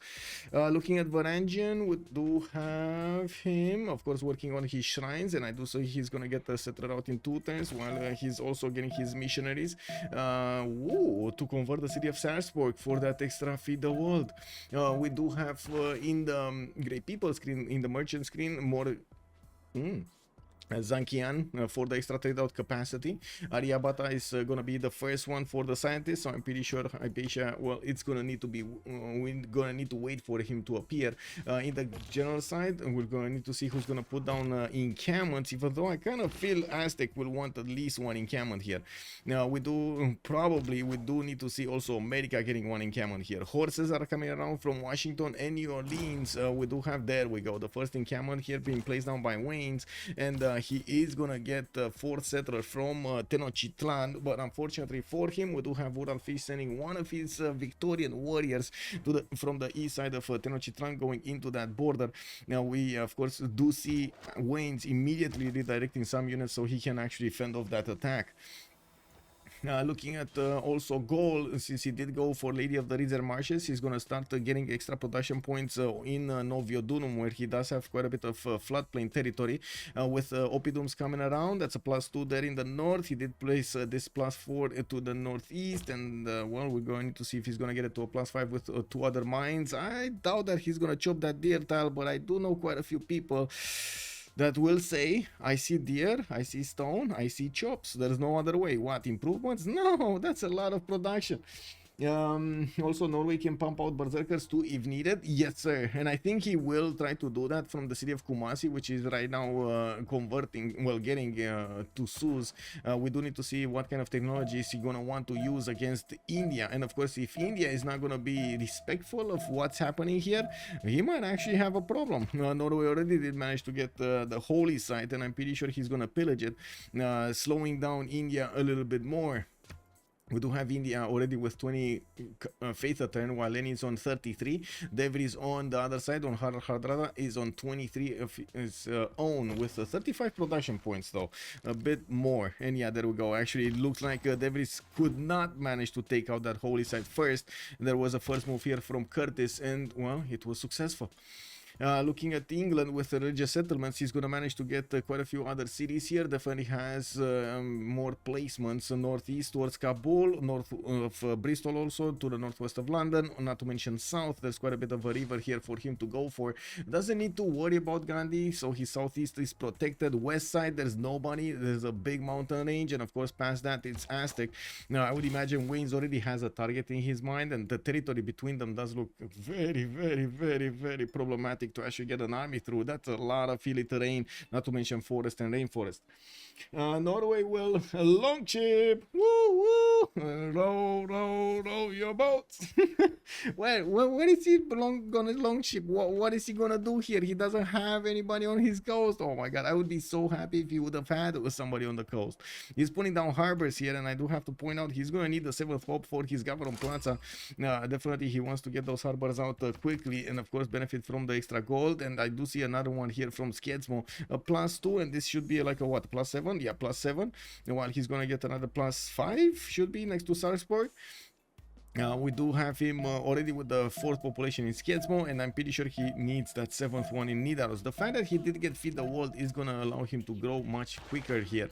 On Russia, we do have choral music, lay ministry. On India, we don't have a religion yet. This is a bit surprising, but I guess, well, he is gonna get it. The Zoroaster, the great prophet, is gonna be available for him to activate next turn, while he's still trying to fend off attacks from the northeast. We do see that Devris's warrior will need to GTFO out of there. Not in the best position. He did manage to, there we go, activate Zoroaster and get that religion going. And I do notice monuments here in Jabalpur are gonna give him the extra culture. Well, we just popped into the next era, and we do need to see how many of those monumentalities are we gonna have. I'm pretty sure 3. And how many Penbrush and Voices. Maybe somebody's gonna want to go the war path, even though I kind of doubt it. Wait, where are these horses going? Why are they going northwest? Oh my god, wait, he doesn't know, right? He doesn't know? There's nobody there? There's really nobody there. We do have China here northwest, but that's past quite a few of these forests and rainforests. Well, this might be good. Fabian, if he's not gonna be paying attention and is not going to respect America, Pupumestari might get a city or 2 from China, because Fabian is 40 military strength. It's not going to be easy to get the horses there. And well, if Pupumestari is not going to show his army on the right side, I'm pretty sure Wannes is going to give the info to his ally, or ideally he should give the info to his ally that hey mate, you see that 300 points of military that America has? I don't see them on the battlefield. They must be somewhere else. And of course, Gaul and China will need to do something about this. Very Siakaka, good evening, sir, and welcome. Do you mean Suomi got greedy, or are team labels swapped? No, how to say, the team labels should be fine, right? Suomi on the right side and ChillBro on the left side. Okay, that should be fine. Norway can pump out berserkers too if needed. Yes, indeed. Okay, I think we got this going. Oh, I do want to ask something.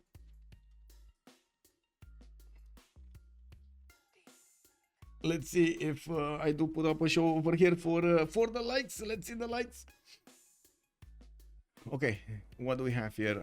Still needing to build that encampment. I do notice Wannes did put down his government plaza and is taking down that warrior. He will have a free builder if he does manage to hit it with the Eagle warrior. That's 69% chance to actually take that warrior and try and convert it into a builder.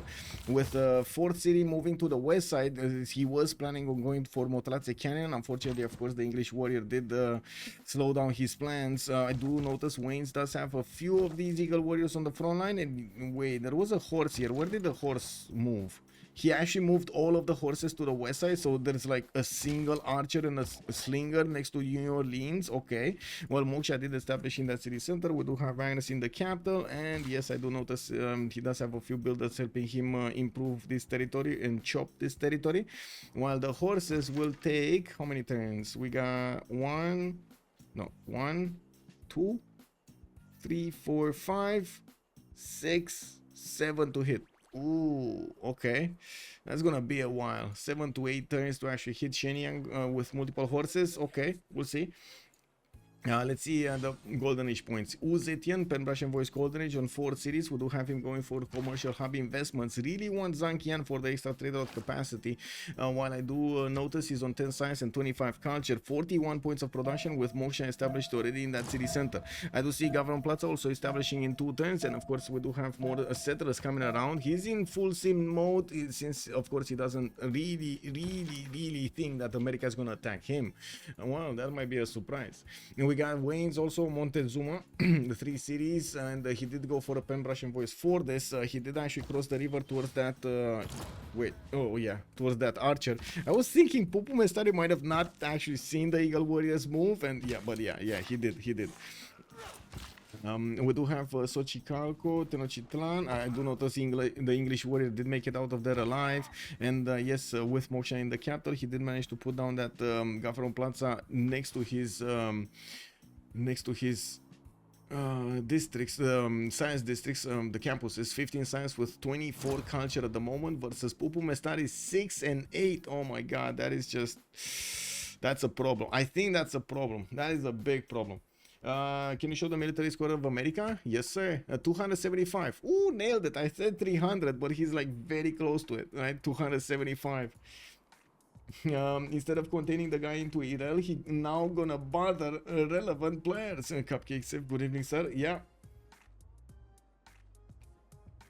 And that's exactly why not. Keeping the city was a bad idea. So basically, Cupcake was suggesting that he should have kept the city and tried to focus all of the efforts on America on that city center to possibly retake it, while Aztec would have actually stopped any form of attack against China, right, Cupcake?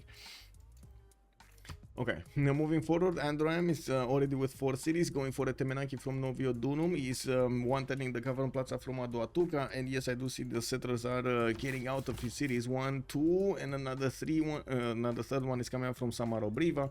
Now we do have him getting Magnus in 2 turns there in the city center, and of course he's gonna start improving some of his silk tiles here. Okay, well, Hardrada did go for a monumentality golden age with 8 science and 9 culture at the moment. He's quite low. He's gonna get some more of these monuments, and as you can see, he's growing very quickly to the 7th pop to put down his Gavron Plaza. Sarkspor gonna get Moksha in there. I don't see yet in the capital anything being done, and I do notice Norway is starting to convert his neighbor cities. We do have Norway actually managing to levy the city of Kumasi, all of those warriors, and I do notice he did start to put a bit of pressure on India, even though those warriors did not actually get the upgrade points. Devries is barely getting bronze working, and he would need actually swordsman. He's going to need iron working if he wants to actually get them into swordsman. Looking at Leni, Monumentality Golden Age, she's on 14 science, 24 culture, and 44 faith at 5 cities, 245 cities with Temple of Artemis finished in St. Petersburg. He did start off to improve some more of these jade tiles and mercury tiles. You can actually see how much faith he's getting from those. Not to mention the gold, 21 gold a turn on Russia. That's pretty good. That is pretty pog. His Gavron Plaza actually got placed down in the city of Voronezh, which is a bit of a surprise. I would have expected him to want to get that capital going. Anyway, Magnus establishing Voronezh might actually mean he's going to want to use Voronezh as his trading hub, although I do see him going externals first. We do have Moksha in the capital for more faith and culture, and I'm very curious if he's actually going to want to go for Magnus or Moksha or externals towards Kabul. Like, what's he gonna do? Tilver did get settled on Pamukkale. That's a pretty pog wonder, and of course he did put down Lavra over here. I'm pretty sure he's gonna want to get a campus soon, and we do need to see him actually getting the housing in that city center to help it grow. Curtis Love, 15 science, 19 culture, already negative gold. We do have him with some elephants coming around from Jabalpur, but very slow. 7 turns to build one with a 4 pop city. Wall Throne finishing up in Delhi, and yes, I do notice he's getting a few more settlers out. I'm pretty sure he's gonna want to settle everywhere. If the Varus are gonna get built, it's gonna be very hard for Norway to actually get in there. Well, that's quite a bit of free yields over there. Culture, you know, faith, you get the science, cause why not? I do see Tromso got settled in between the mountains as a fourth city towards India, and yes, I do see Devries is gonna get some more in the south. 35 faith at 10 for Curtis. He does have Bengala establishing in Hyderabad. He did go for a monumentality, so he has the opportunity to buy out the settlers and the builders with the faith he's generating. Now we're going to need to see how much faith is he gonna want to push here with a campus opener in the second one. That's the reason he's actually getting a bit more science going here. Pupumestari, 6 science and 10 culture. We do have him actually needing to push back these Eagle Warriors from next to the city of New Orleans. And Waynes is using those Eagle Warriors to keep America in check while he's bringing more settlers on the front line. Building up an entertainment complex from Teotihuacan. And yes, we do see America finally actually getting that third city going after he got all of the units towards his opponent, towards China. I'm pretty sure since Aztec did notice how much defense America has in New Orleans and the fact that he does have 321 military strength, I'm pretty sure he already knows that his opponent, America, is sending those horses somewhere else. And well, he did raise the alarm, and Fabian did start off on his spearmen. We do need to see if these are going to be successful to save the city. It should be fine. It should be fine, actually. You can't really take against Aztec. Even horse is struggling. Okay, well, yeah, let's see. Looking at also Urallfish, 15 science and 32 culture, 4 cities, 5th city going to the northeast, okay, 6th and 7th also getting trained, in 8th over here from Bristol. His Gavron Plaza did go for audience chamber. Interesting that he's actually going quite a few settlers over here with audience chamber. Would have thought maybe ancestral hall gaming, no? Anyway, Urallfish is going to need to start improving his strategic resources, and I'm pretty sure he's going to require iron as well as horses to give away to his allies. Pretty poor campus over here in between the mountains. Now we do have Moksha established in the city of Bristol with Magnus in the capital. He's going Reina in the city of Birmingham, and I do notice the trader is actually from Bristol to Birmingham. He's actually trading to Moksha. No, sorry, it's the other way around. He's training to, never mind, he's training from Bristol to Birmingham. So he's not really getting any one of those extra yields there from the governor. Pingal establishing in Hyderabad. Okay, Varus, one Varu did come out from Jabalpur. I do see a second one is also gonna get out there in 2 turns. And yes, Norway did manage to pillage a few tiles here. Does seem like this fun is gonna be over soon if he doesn't manage to actually get a stronger technology and win 10 science and 14 culture. Doesn't really seem that's gonna happen fast, does it? We do need to take a look at how China is gonna wanna play this out. Looks like the horses, 2 horses will get to hit Shenyang before he's gonna get spearmen. So this one will hit next turn. This one needs to actually both of them will hit next turn, right? Yeah, both of them will hit next turn. Idea settler get taken. India settler got taken. Where? What? Where did the settler get taken?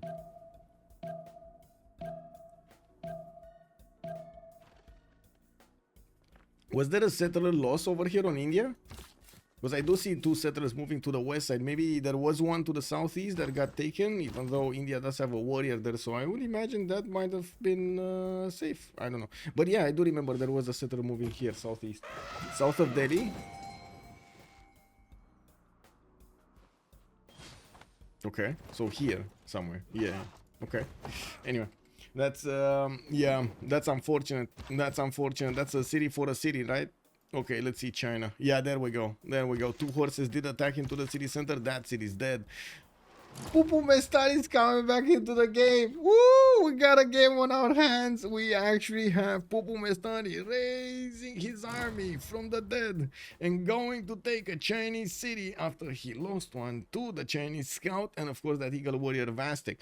We do need to see if Waynes is going to be fast on getting his army out to actually push into this defense of America. And since the science is definitely not with America, it's going to be very tough for him to actually get the same technology as Aztec. Waynes is already 20 science with 29 culture. He started getting some one of those extra attack points, a +2 luxury attack bonus, and I'm pretty sure he wants some more. He did get the dice and he did get the silk. Does he have more here? I don't see another one. Dice and silk, dice and silk, dice and silk. Oh, I see a citrus tile. Okay, that's a third one. Coleus maybe? Oh, he didn't open up commercials, right? He went for campuses into Gavron Plaza, so he doesn't have that that one. I'm pretty sure there was a continent split on the right side, and if he does manage to get a city here, at least he's gonna get a coffee tile to improve. But that's it. That's like 1 extra amenity. That's +3, maybe +4 from him. If he does get this citrus tile, no easy resource in the water. The turtle is gonna be a bit too far away. And what's the 4th resource of this continent on the west side? So citrus silk and oh, I see, gypsum. It's gonna be gypsum, but there's like no gypsum tile around him. That's a bit of a problem. We do have the Sim of Gaul going forward. Temenaki is going to finish in the city of Noviodunum, already getting a lot of production in that city center. You see Liang did get deployed, giving him the extra production over there on those tiles. Already 4 tiles. He does need to put the farms around it. I'm a bit surprised about the placement of Temenaki. I would have thought he's gonna want to get a triangle of farms over here for it. But anyway, we do have him with a 4-4 wheat tile also. Oh my god, these are amazing tiles, incredible tiles to use in that city center. That city is 24 production, guys. That city is basically about the same production of the total production of Teddy Roosevelt in his empire. Yes, you heard it here first. They have spearmen now, but they didn't see it until recently. Yes, China didn't build any defense. Well, he did try to build, but it took some time to figure it out. And now you have to endure Fabian crying for an entire game. Could have been easily prevented. Coming in Civ. Oh my god, Fabian over here is definitely gonna cry that he lost a city. And I do notice Pupumestari is not yet raising that city center. And I do see China did manage to get his horses out. So if America is not gonna raise that city, it's gonna be retaken here. We do have Gaul also getting a few galleys in the water. And well, it is what it is. It is what it is.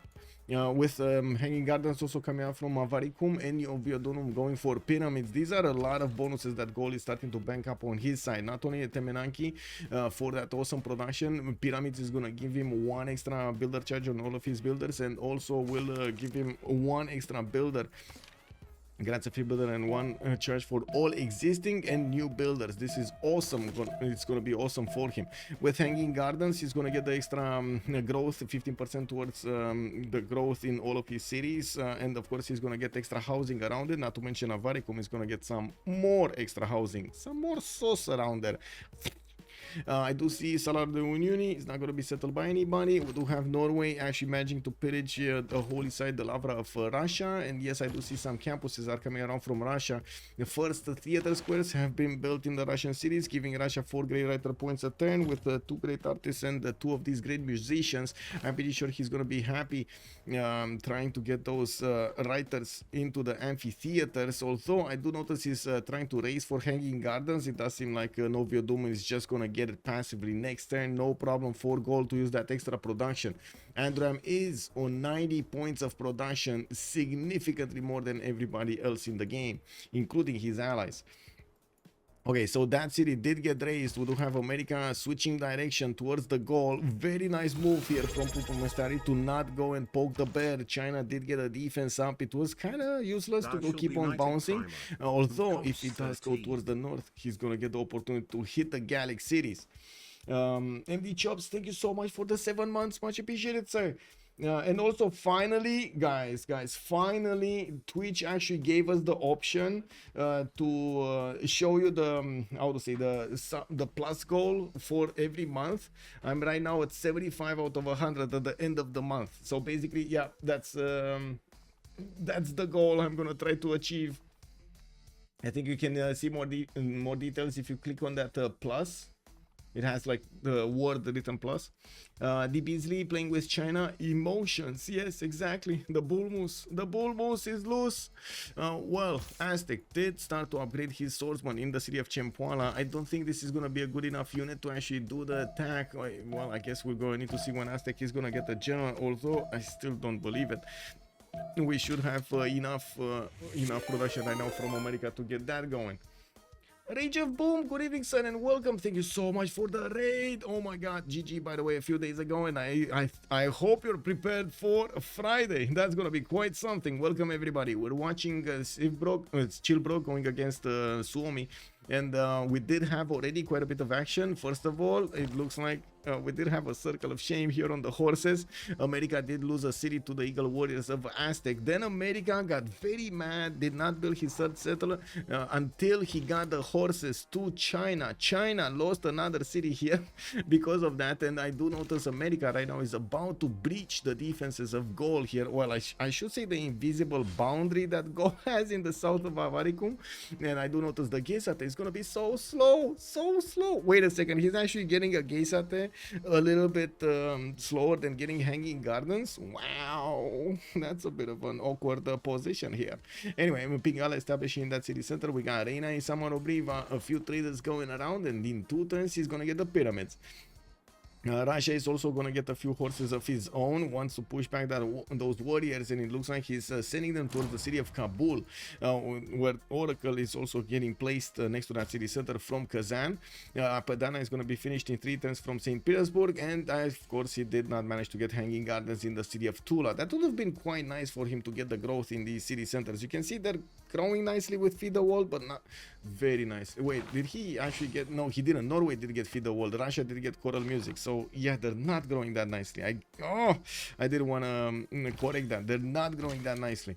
Barely 4 pop in Tua. St. Petersburg is 5 population with 3. He did get lucky with this awesomeness Temple of Artemis, which is going to be like a 1, 2, 3, 4, 5 soon. And that's it. 5. Yeah, 5 amenities. 6 amenities. Okay, not bad. That's pretty good. He does need to get the horse in the city of Voronezh to actually work it. Looking at also what's going on here, looks like Aztec is going to want to take a look at the North. America was sending a horse to try to see what's going on, and of course we do see Rapa Nui is also doing some mischief there.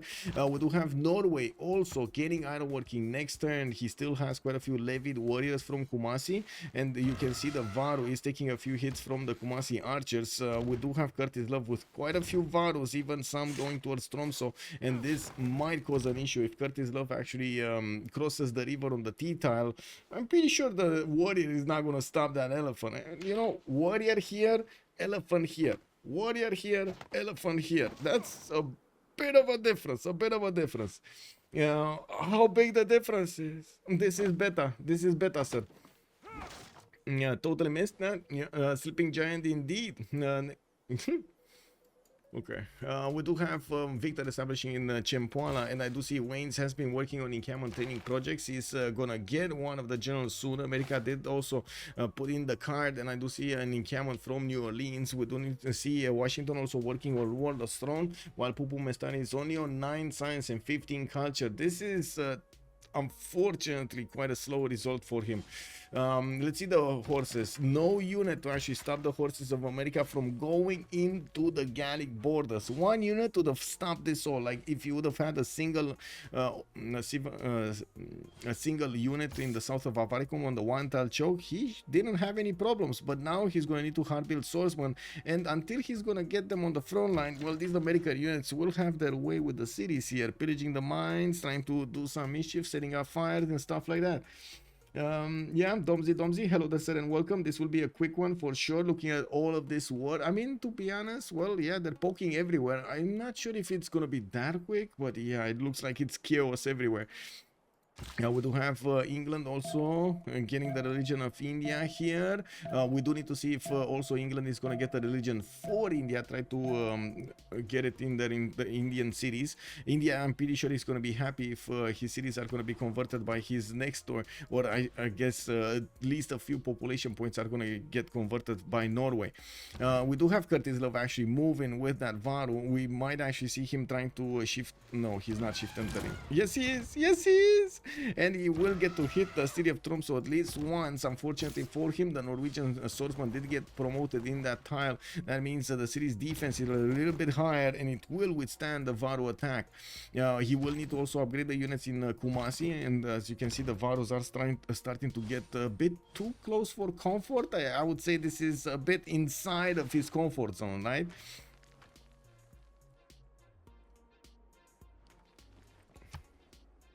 Okay, what's going on here?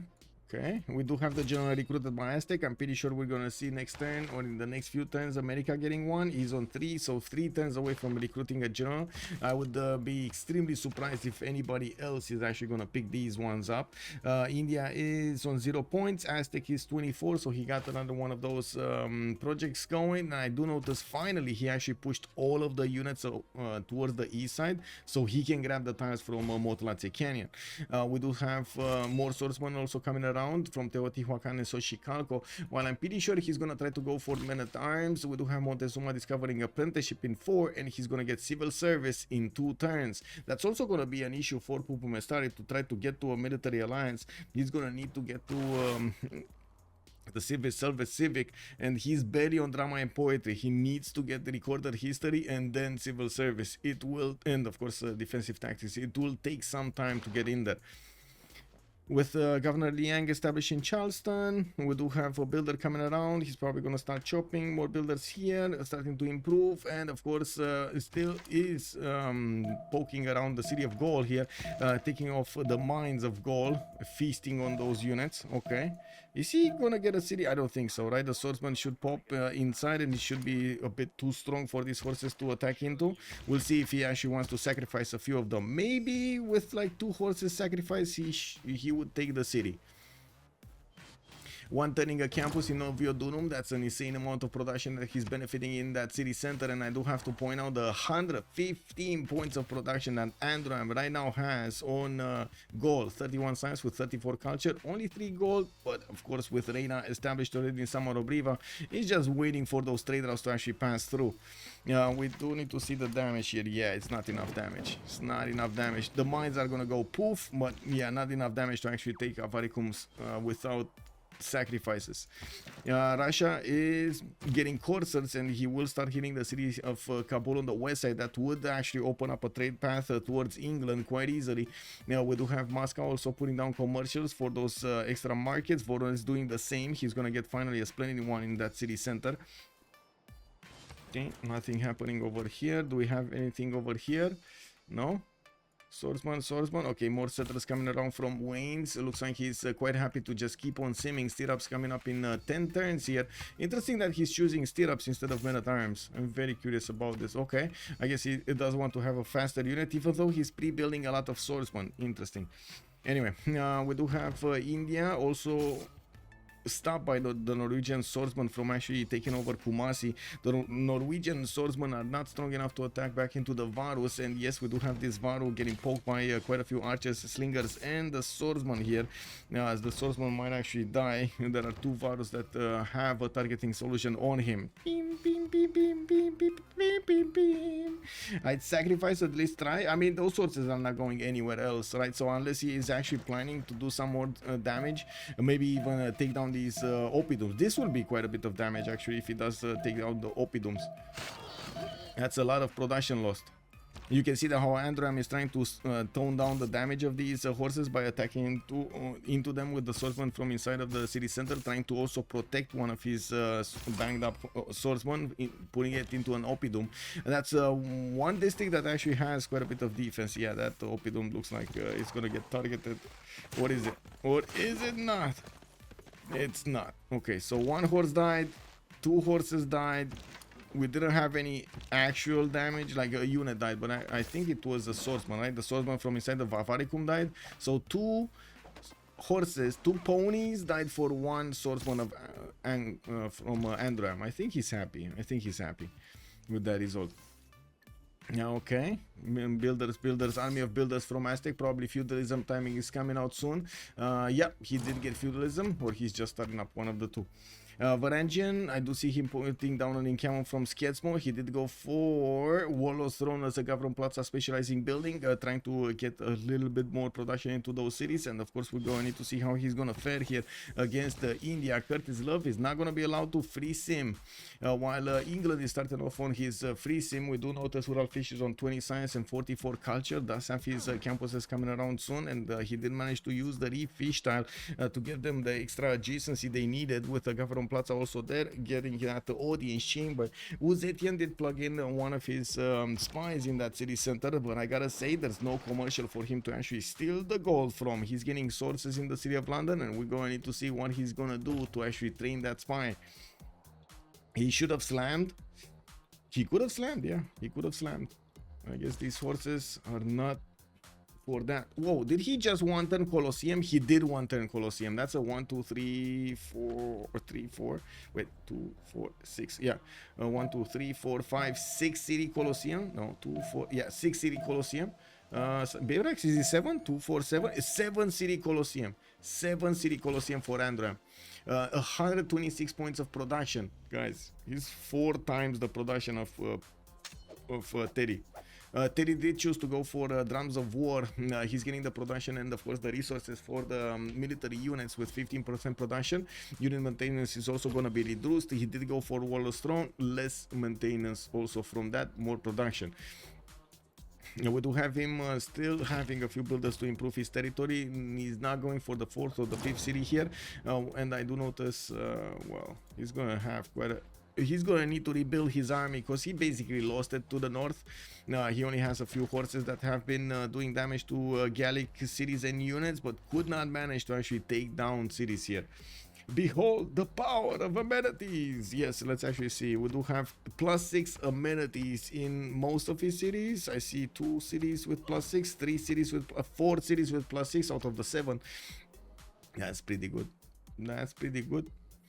Okay, so looks like India did lose that Varu after all, and I do see Devris is gonna get his encampment training project so he can recruit one of the generals. America will get one this turn, and Aztec is not far away from getting another one for himself. India is not gonna get a general.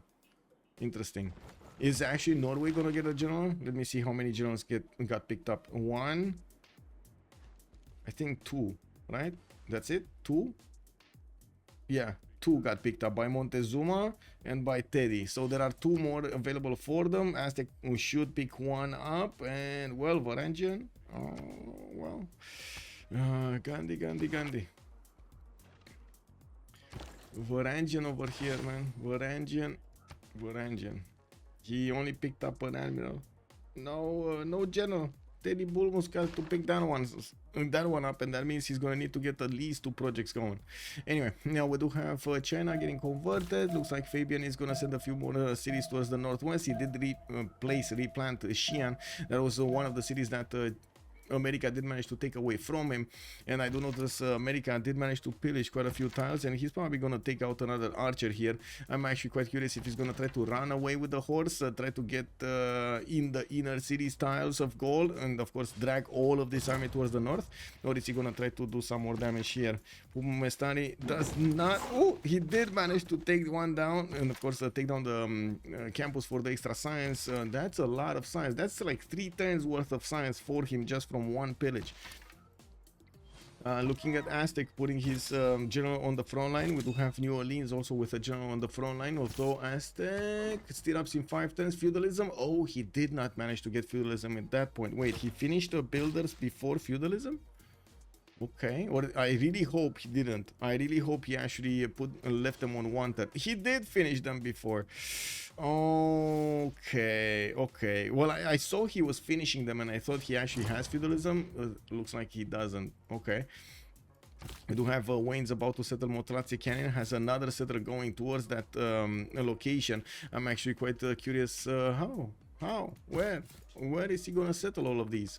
Looking at England, Urallfish with 32 science and 50 culture is managing to get 81 points of production with 100 food. He's doing very well on food. The stats are going to need a little bit of love, but I do have to say Peter over here does manage to get his 42 and 72. He did manage to take over the city of Kabul with the horses and the courser, and did get Oracle Apadana with the Temple of Artemis, and he's trying out his great bath in Voronezh. Lenny is going to start building up his campuses. Tuver did get this awesome +6 campus next to Pamukkale, the mountain, and of course the holy site, the Lavra. Finishing up his amphitheater so he can work those books, get the extra culture and tourism from them. I don't think it's going to be that much tourism at the beginning. I'm pretty sure it's not going to have that much tourism to push this through early on. The culture victory, I mean. Okay, I think I missed the chats. Give me a second. I think I missed the chats. Yeah. Hello there and welcome back, papas. I'm sorry for the disconnect or the reconnect, I should say. Unfortunately, the game didn't let me close it. Can you imagine that? The game didn't let me close it.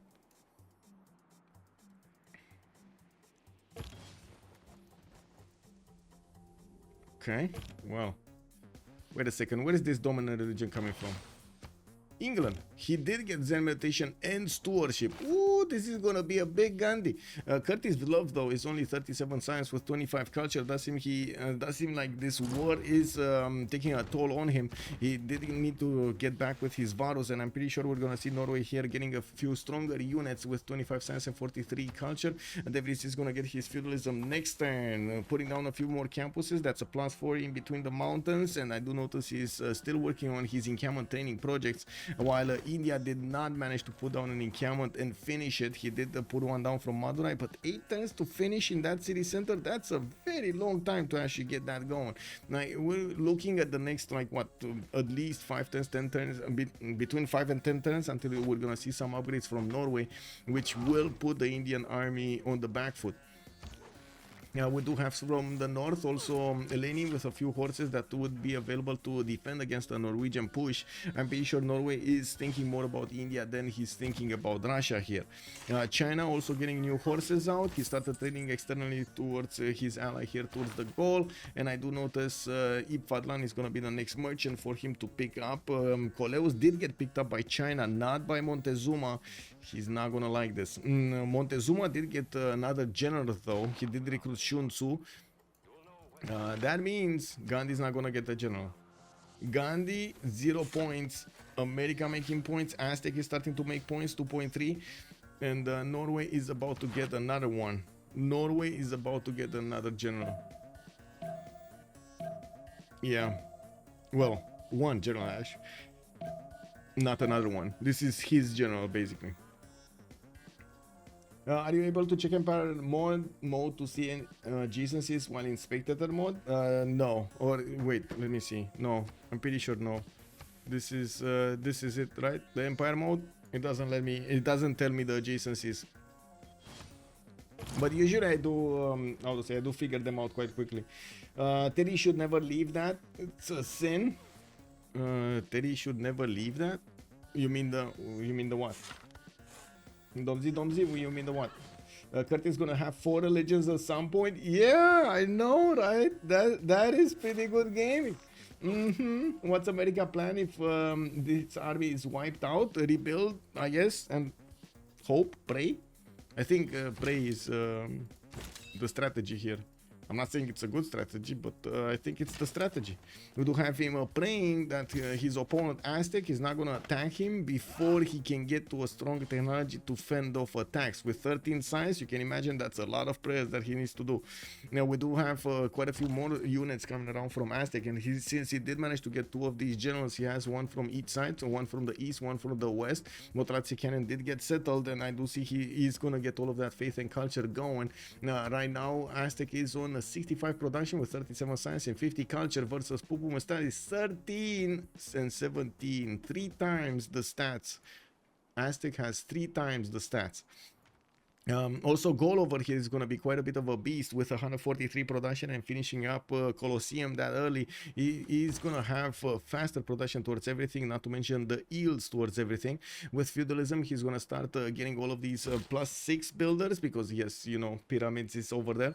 He's going to start improving, chopping, and finishing up his land tiles, and I'm pretty sure he's going to want to settle a few more cities. He does have a settler coming out from Aduatuca, and yeah, he needs a bit more science, gold pattern though, it's being in majority made by De Vries on the side of ChillBro with 84 gold. Fabian is only on 50, Wayne's on 14, Androam on 14. On the other side, we got 97 on Urallfish, 25 on Lenny, 31 on Curtis, and Pupumestari is only on 9 gold a turn here. I feel like Aztec should be focused on full kill Terry. Yes, I think he is focused. I'm pretty sure he will focus him. Michael Brain does the work. Yes, basically. Beep, boop, beep, beep, beep, boop. Escape from that position. That's going to be hard to escape from that position. Very hard to actually get out of America's place here. What is he going to do? Try to get a city all the way here? That's not going to happen, you know. Really not gonna happen. Put a city in the water maybe. He's still not gonna have anywhere to go because it's Norway here. Yeah, that's a dead end for Pupumestari here. We do need to see if Russia is gonna manage to get win condition or he's gonna try to go for one.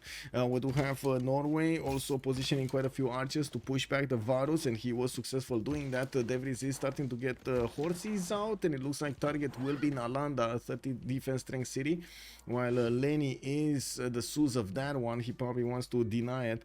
Now we do see also a few more of these ponies coming around from the cities of Norway, while he did settle Bergen to the south of Skedsmo. He's on 245 cities, has a few peninsulas here that could also be nice for him, while he could also settle the Lake Red. I wouldn't really recommend it though.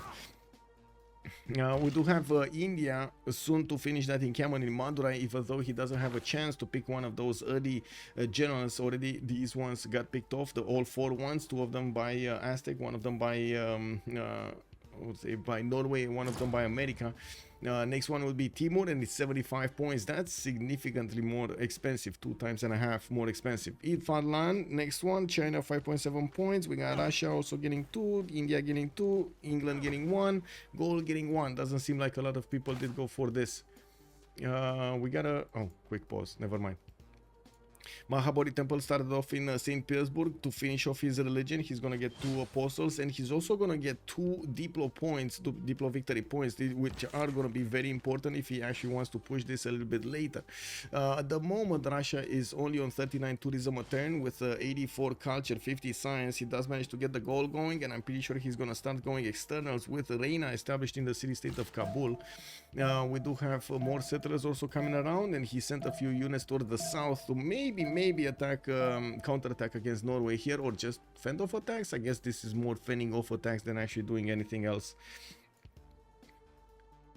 Aztec did manage to get to connect the city of Chempoala with a road towards his capital city, and Waynes is getting more builders. I don't see him getting more armies though. One of his forest tiles did get improved here into a 3-1, and of course he does have Victor over there on the front line. We do see him going for his men at arms finally. Military tactics coming out in 5 and mercenaries in 1. I would imagine he's gonna want to start chopping soon more of these units with the builders, with the feudalism builders he just got. Okay, Russia not doing much. We don't have Norway actually doing much by the looks of it. Norway. I don't want to see. No, wait. I don't see any unit. Oh, this one maybe. Okay, so he does have the Berserker technology. That's what I was looking for. All of those horses going towards Nalanda look to be successful. We don't actually have classical units available for Nalanda to use to defend off attacks. Yes, he does have one of these heavy chariots that for some reason is going towards China to poke it. Whoa. Zetian Vek, good evening, sir, and welcome. We're not gonna get 30 likes. We're gonna get more than 30 likes. Woo! I hope you're right, sir. I hope you're right. South around sea and get over to England. He would rather build a decent cities for Aztec. Yeah, exactly. Terry tries to sneak away. Where is he trying to sneak away? He's actually trying Pupumestari, going through the forest, through the mountains over here, not making any kind of noise. His squeaky wheels might give him away, but he needs to be careful with the carts. Needs to be careful. You see, these guys have a cart here, a donkey. It's actually a donkey. It's not a cart. I'm sorry, I stand corrected. I can't really say squeaky hoofs, right? I can't say squeaky hoofs. I would have wanted to use squeaky. Anyway, maybe there's somebody there with some sneakers. Maybe they're gonna be the sneaky ones, the squeaky ones. Looking at the city-states, I do notice Urallfish is keeping Hattusa here, and doesn't seem like anybody's gonna bother that city-state. Kumasi is still being held by De Vries. We do have Leni on Nalanda. De Vries did also manage to get the Rapa Nui and levied it at least once. CAD is being held by none, and nobody actually got the Faith city-states. We do have Chinguetti and Jerusalem giving them quite a few bonuses towards Faith if they want to. We do see India also starting to get heavy chariots. These are pre-builds for knights, and we do see India. Curtis is barely getting his iron working and civil service in 2 turns. Okay. Hey, did we have America getting his civil service? Yes, he did. Okay, so that's a military alliance. So I guess Wayne's did not get the timing going. He did not get the timing for the military alliance push over here. The men-at-arm push with the military alliance against America. Well, I'm pretty sure he's gonna get the next one. We got 4 more turns for him to get the military tactics, and of course Divine Right is also gonna finish in 1 turn. Antanarivo not discovered, and yes, like Matt Bits is saying, squeaky donkey shoes, yes sir. Antanarivo is here, and let's see. No, not discovered by anybody. They did not discover Rapa Nui.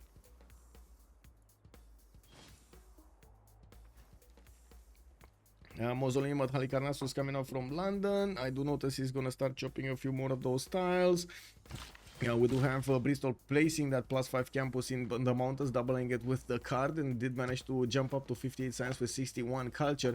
Still not even close to Androam's points of production, but I gotta say Russia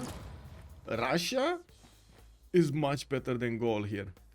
Yes, they're very comparable when it comes to the production, 150, 152, although, or I should say, however, we do have faith on Peter, and he's getting to convert that faith into builders, into settlers. He's doing a lot more.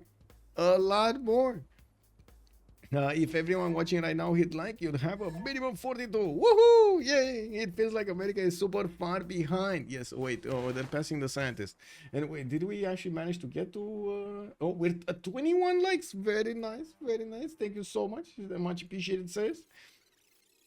Magnus removed. Get me out. Wait, what do you mean Magnus removed? Where, Cupcake? Where did you see Magnus removed?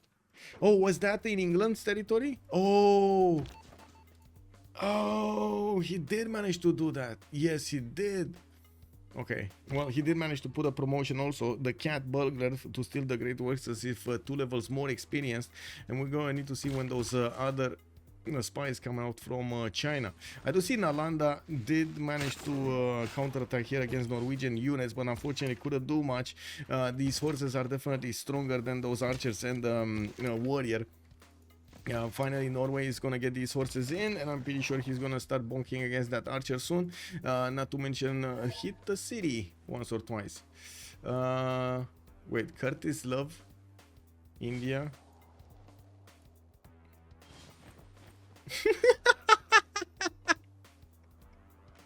He got the tiles away from India, boys. Curtis Love over here is definitely confused in the chat. He was like, can you explain why you just wasted so much gold to get tiles from me? Remove from London. Yes, Royce Job. Yes. Every time I try to do something with the spy, he die. Even in 90% mission. Yeah, Necrofan, I gotta say, man. We did have with the spies quite a few updates on the spies, I should say.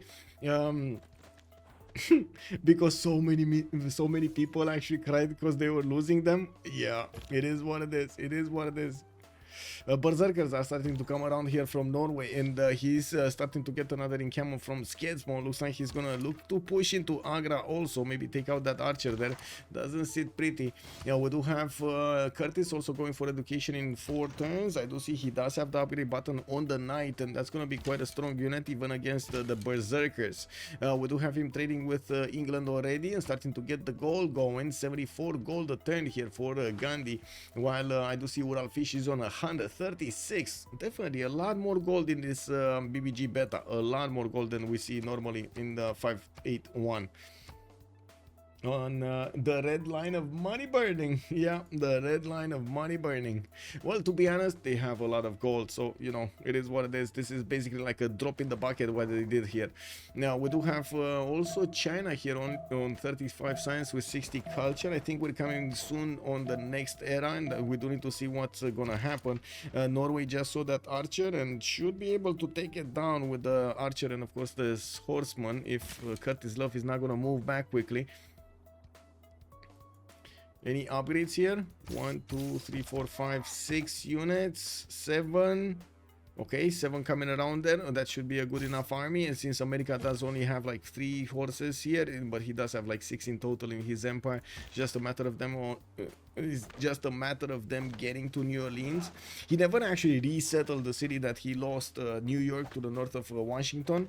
I'm actually curious if he's ever gonna get that going. Now we do have Pupumestari on 17 science with 17 culture, while Wayne's is 50 and 69. Military tactics finishing up next turn. He did already get mercenaries, so he's gonna be just happy upgrading these meta times here.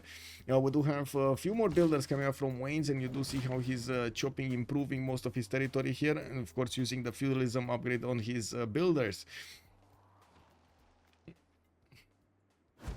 Okay, Russia did finish Mahabodhi Temple. He's about to actually get the promotions on these apostles so he can finish his religion. We do have him getting his next amphitheaters, and Grandmaster Chapel, GMC as we like to call it, is going to be finished in his government plaza. That's a second tier government. Fabian, governor building in the government plaza. Anyway, Fabian did manage to get his golden age. We do have Wayne's on 56-59. I do see Androam on 71-66. Devries 72-59. Except Wayne's, everybody else did get their golden age. Lenny is gonna be 95 points. Curtis is on 58 out of 51, so they did get it. Pupumestari is going dark age. Now I don't see an easy way for him to actually get a golden age here, especially in the next 3 turns, while Urallfish is gonna have his golden age 57 out of 53. Does seem like America here is living on borrowed time. Can he get to coursers? That's the question. Coursers and crossbows. He needs coursers and crossbows. If he doesn't manage to get coursers and crossbows, I doubt that he's gonna defend the man-at-arm attack from Aztec. Now we do need to see if he's also going to manage to get a few more amenities here. There were coffee tiles available for him to upgrade, but he never actually did manage to get one of those built, one of those plantations built, and it's 3 tiles away. That's quite far. He never actually got a citrus either. Wait, he's still on +2? He's actually still on +2? He is just on +2. Okay, that's a bit unfortunate. Barbs with the trade routes. Yes, sir. Norway looks like barbs on the map. They do. Barbs with trade routes towards Kumasi. Looks like Kumasi did help out the barbs quite a bit this game. Also, Zelimek is saying on YouTube, imagine you could send a trade route to barbs to neutralize the barbs. That actually sounds good. Not gonna lie, that sounds good. I don't think Civ actually has that mechanic, as in you can't actually trade with barb cam, but that would be awesome. You can wait for the barb cam with what, barbarian clans mode to actually get a city, get to develop as a city. Nalanda gonna get his campus rebuilt. Norway did manage to take out that city center, and we're gonna need to see what he's gonna do here against India. He does need to bring back those units and of course send them to the west side. In the meantime, Gaul did manage to recruit Aryabhata. That means also Hypatia is around here. There we go. It's actually Aztec that picked it up. Gaul did get Isodor of Miletus. That's the second one of these engineer with production towards wonders, while Ibfadlan is gonna be on Zetian. Fabian is gonna have more gold per turn from sending those trade routes towards his ally here towards the goal.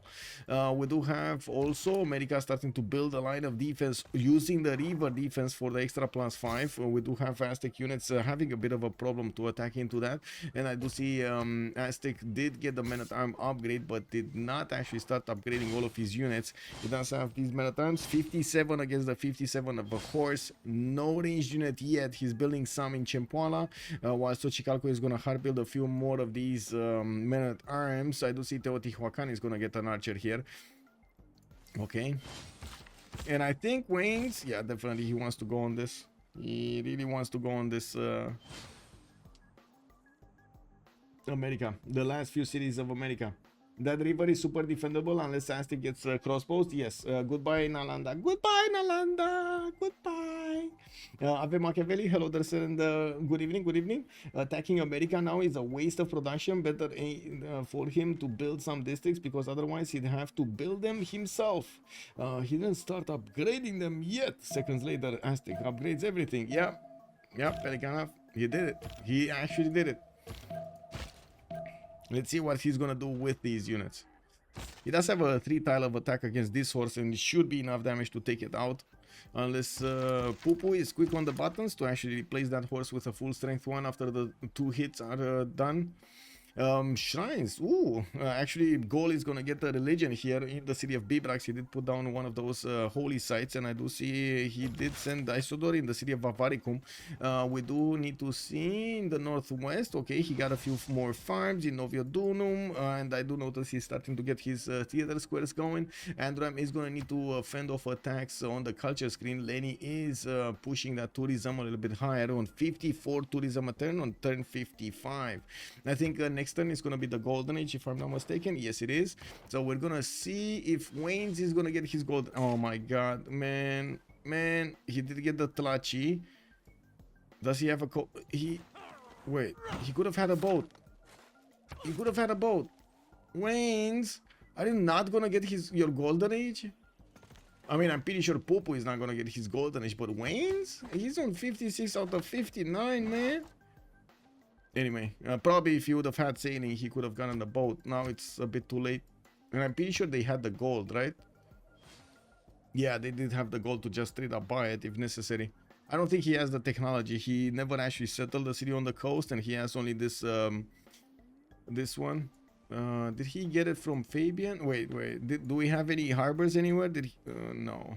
Did anybody get sailing from him? I guess Gaul, no? Yeah, Gaul did get sailing, so he got it boosted also. Anyway, I just thought it was funny that it all... yes. I mean, man, I gotta say, so many times this happens to me. Like, I say something or I start saying something and something happens in that mid-sentence. Like, I try to explain something and then immediately somebody does that exact same something or the exact opposite or something different that I was just getting into the phrase as options. Yeah, man. You know what? I need to speak faster. Chat, do you agree? Do I need to actually speak faster? Because there's too much info. Like, imagine having 3 possible lines of development on every Civ that you need to take a look at. No, it's fine. Okay, it's fine. And this is the last turn of the age. Yes, this is the last turn of the... Ooh, he did get 59. I'm not sure with what, but he did manage to get 59. Very nice. And I do notice his men at arms are gonna start being close up and personal with the horses. Is he gonna start chewing from the north or is he gonna start chewing from the middle? We do have America sending more horses to the north of New Orleans, one turning them from his cities, and I do see Pingala is establishing in Charleston. America finally did manage to get 31 science and 19 culture. CS most likely, yes. That's how the word yet works. Yes. Attack of America now is a waste of production, but okay. Yeah.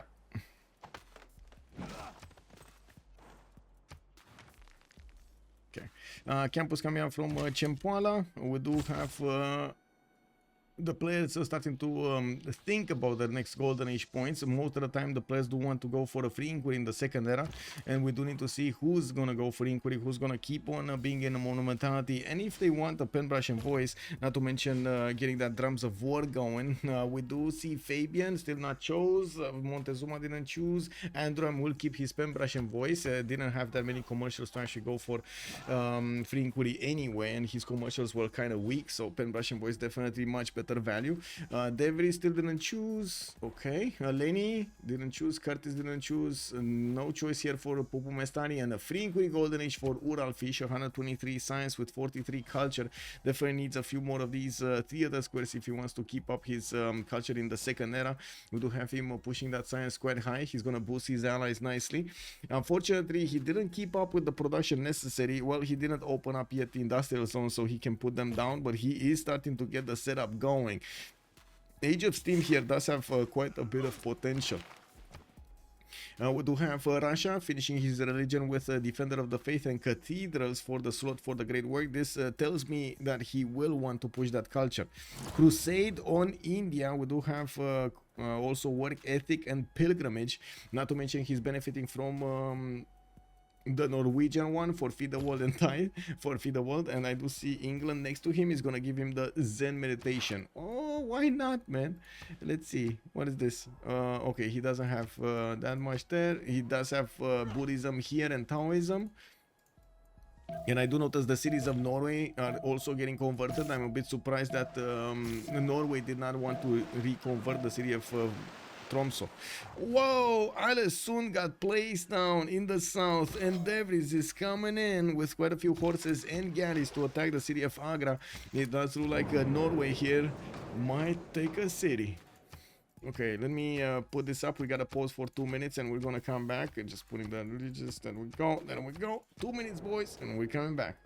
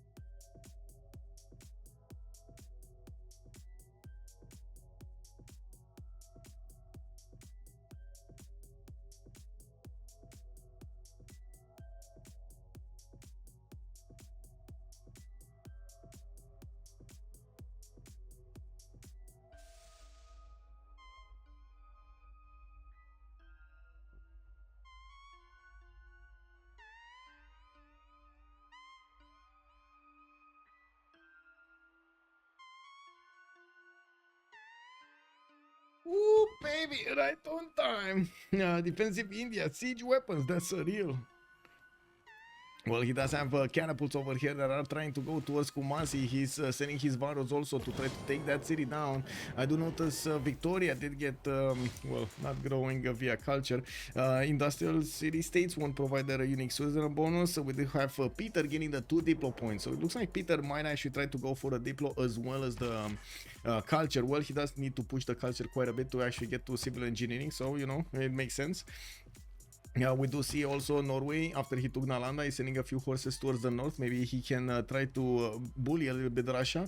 And yes, Androam is actually sending a city to Salardo Uni. This wonder, I didn't think this wonder is going to be settled. Looks like Androam is proving me wrong. And also, I do have to point out, Androam did get to take away Mausoleum from England. Fabian did go for a Pembrasian voice in the second one, 246 cities. He would have had actually a free inquiry golden age, never mind. Intelligence agency finishing up in 210s and a few more settlers getting out of his cities. Who did manage to get the next one? So Zenki got picked up by England. Zetian did also get Ifad land, so he got 2 of them. Right? He got 2 of them, or who got the first one? Yeah, he got 2 of them, Zankian and Ifad land. In the Great People screen, Hildegard of Bingen is also going to be available for Russia. He does have a few good Lavras, I believe. Wait, that's only a +3. We did have this one over here, which is a +4. Not that big, I gotta say, not that big. Where's the Lavra from his capital? Kick. You see a theater square? I see this.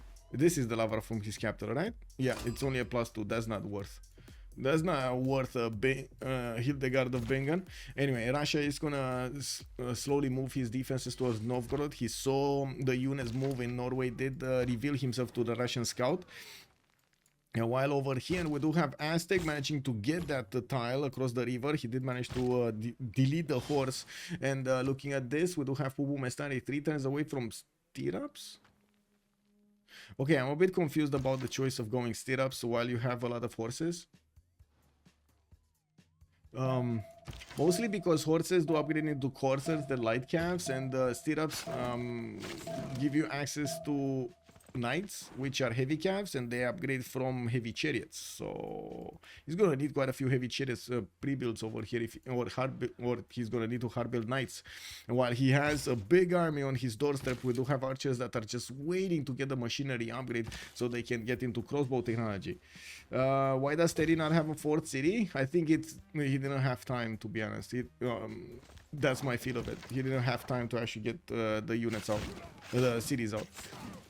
And you do see that he's starting to lose quite a few horses. If he would have had a fourth city, he might have not gotten to build that many. He's losing 2 horses a turn, and Waynes is just not going to give his opponent ability to counter-attack there. Did you see that culture just popping off? Beautiful from Aztec. Anyway. Let's see on Gaul. Let's see actually on all of them. Montezuma, drums of war, so he's going full into war. I think this is the moment that America will probably feel the pain. Wait, oh, there is a safety set going to the east side, trying to get out of there. And I do see Waynes does have an eagle warrior past the mountains, trying to stop his opponent. I love it. He just needs to actually put that eagle warrior here, and that settler is not gonna have where to go. Yeah, he did. Necrofan also, they're running out of usable tiles for the armies. Yes. Yeah. Androam, Pen Brush and Voice Golden Age. 90 science with 166 culture. He does have also 63 tourism, while Lenny is on 58 tourism. Looks like Gaul actually has more tourism than his opponent, not to mention 237 points of production, while Lenny is on 195 plus the 112 faith per turn. Now we do have Devries also 116 faith a turn, and he did manage to delete that city of India to the southeast of Delhi. Delhi is finishing up the Grandmaster Chapel in 2 turns, giving him access to buy out units with faith. While I do notice the Norwegian units will keep on attacking here India. We do need to see how fast or how slow Curtis Love is going to get to upgrade these units. He does have a few of these knights, might not be as strong as the berserkers here if they get too many in numbers. Lenny with 75 science and 161 culture. He does have also 50 gold at 10, getting a few more coursers and working on his spies. He's defending against Norway. Okay, those units that did take over Nalanda, all of them are trying to get into the Russian borders. Curtis Love 65 science with 69 culture. Pen Brush and Voice in the second era, 140 gold over here. Gandhi is in trouble next to Devries is 100 science. Well, we do need to see if the gold is going to be here with Devries. I think so. Like looking at how much gold per turn they're making, they should have more than enough to upgrade everything.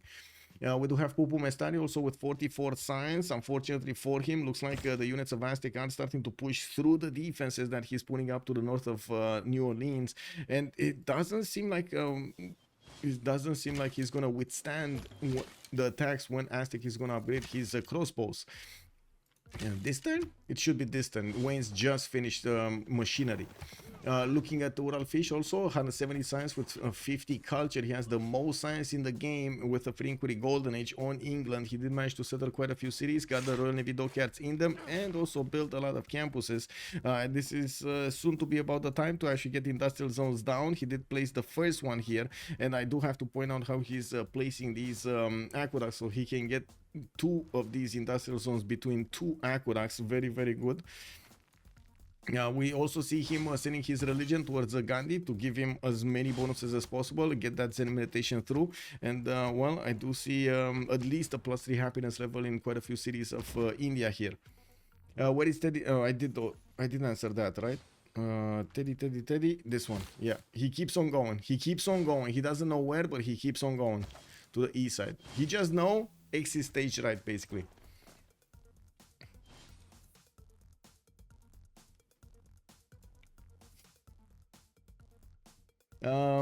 Wait, Zenith Mac is also saying on YouTube, I know it's not a real mechanic, just hinting it would be cool. Yes, it would be. Civ7, we'll see what Civ7 has to bring, sir. We have like what, a few more weeks until the announcement, until the video. Okay, we got commercial hubs coming out from Xochicalco, Tenochtitlan, amphitheatering 3 times from Teotihuacan, and of course England has a few of these units in the water, not to mention Norway is trying to send a few units there. You might get to pillage with these levied units from Rapa Nui, because why not? No, well, actually, sorry, that's his ally. Never mind, England is not his ally.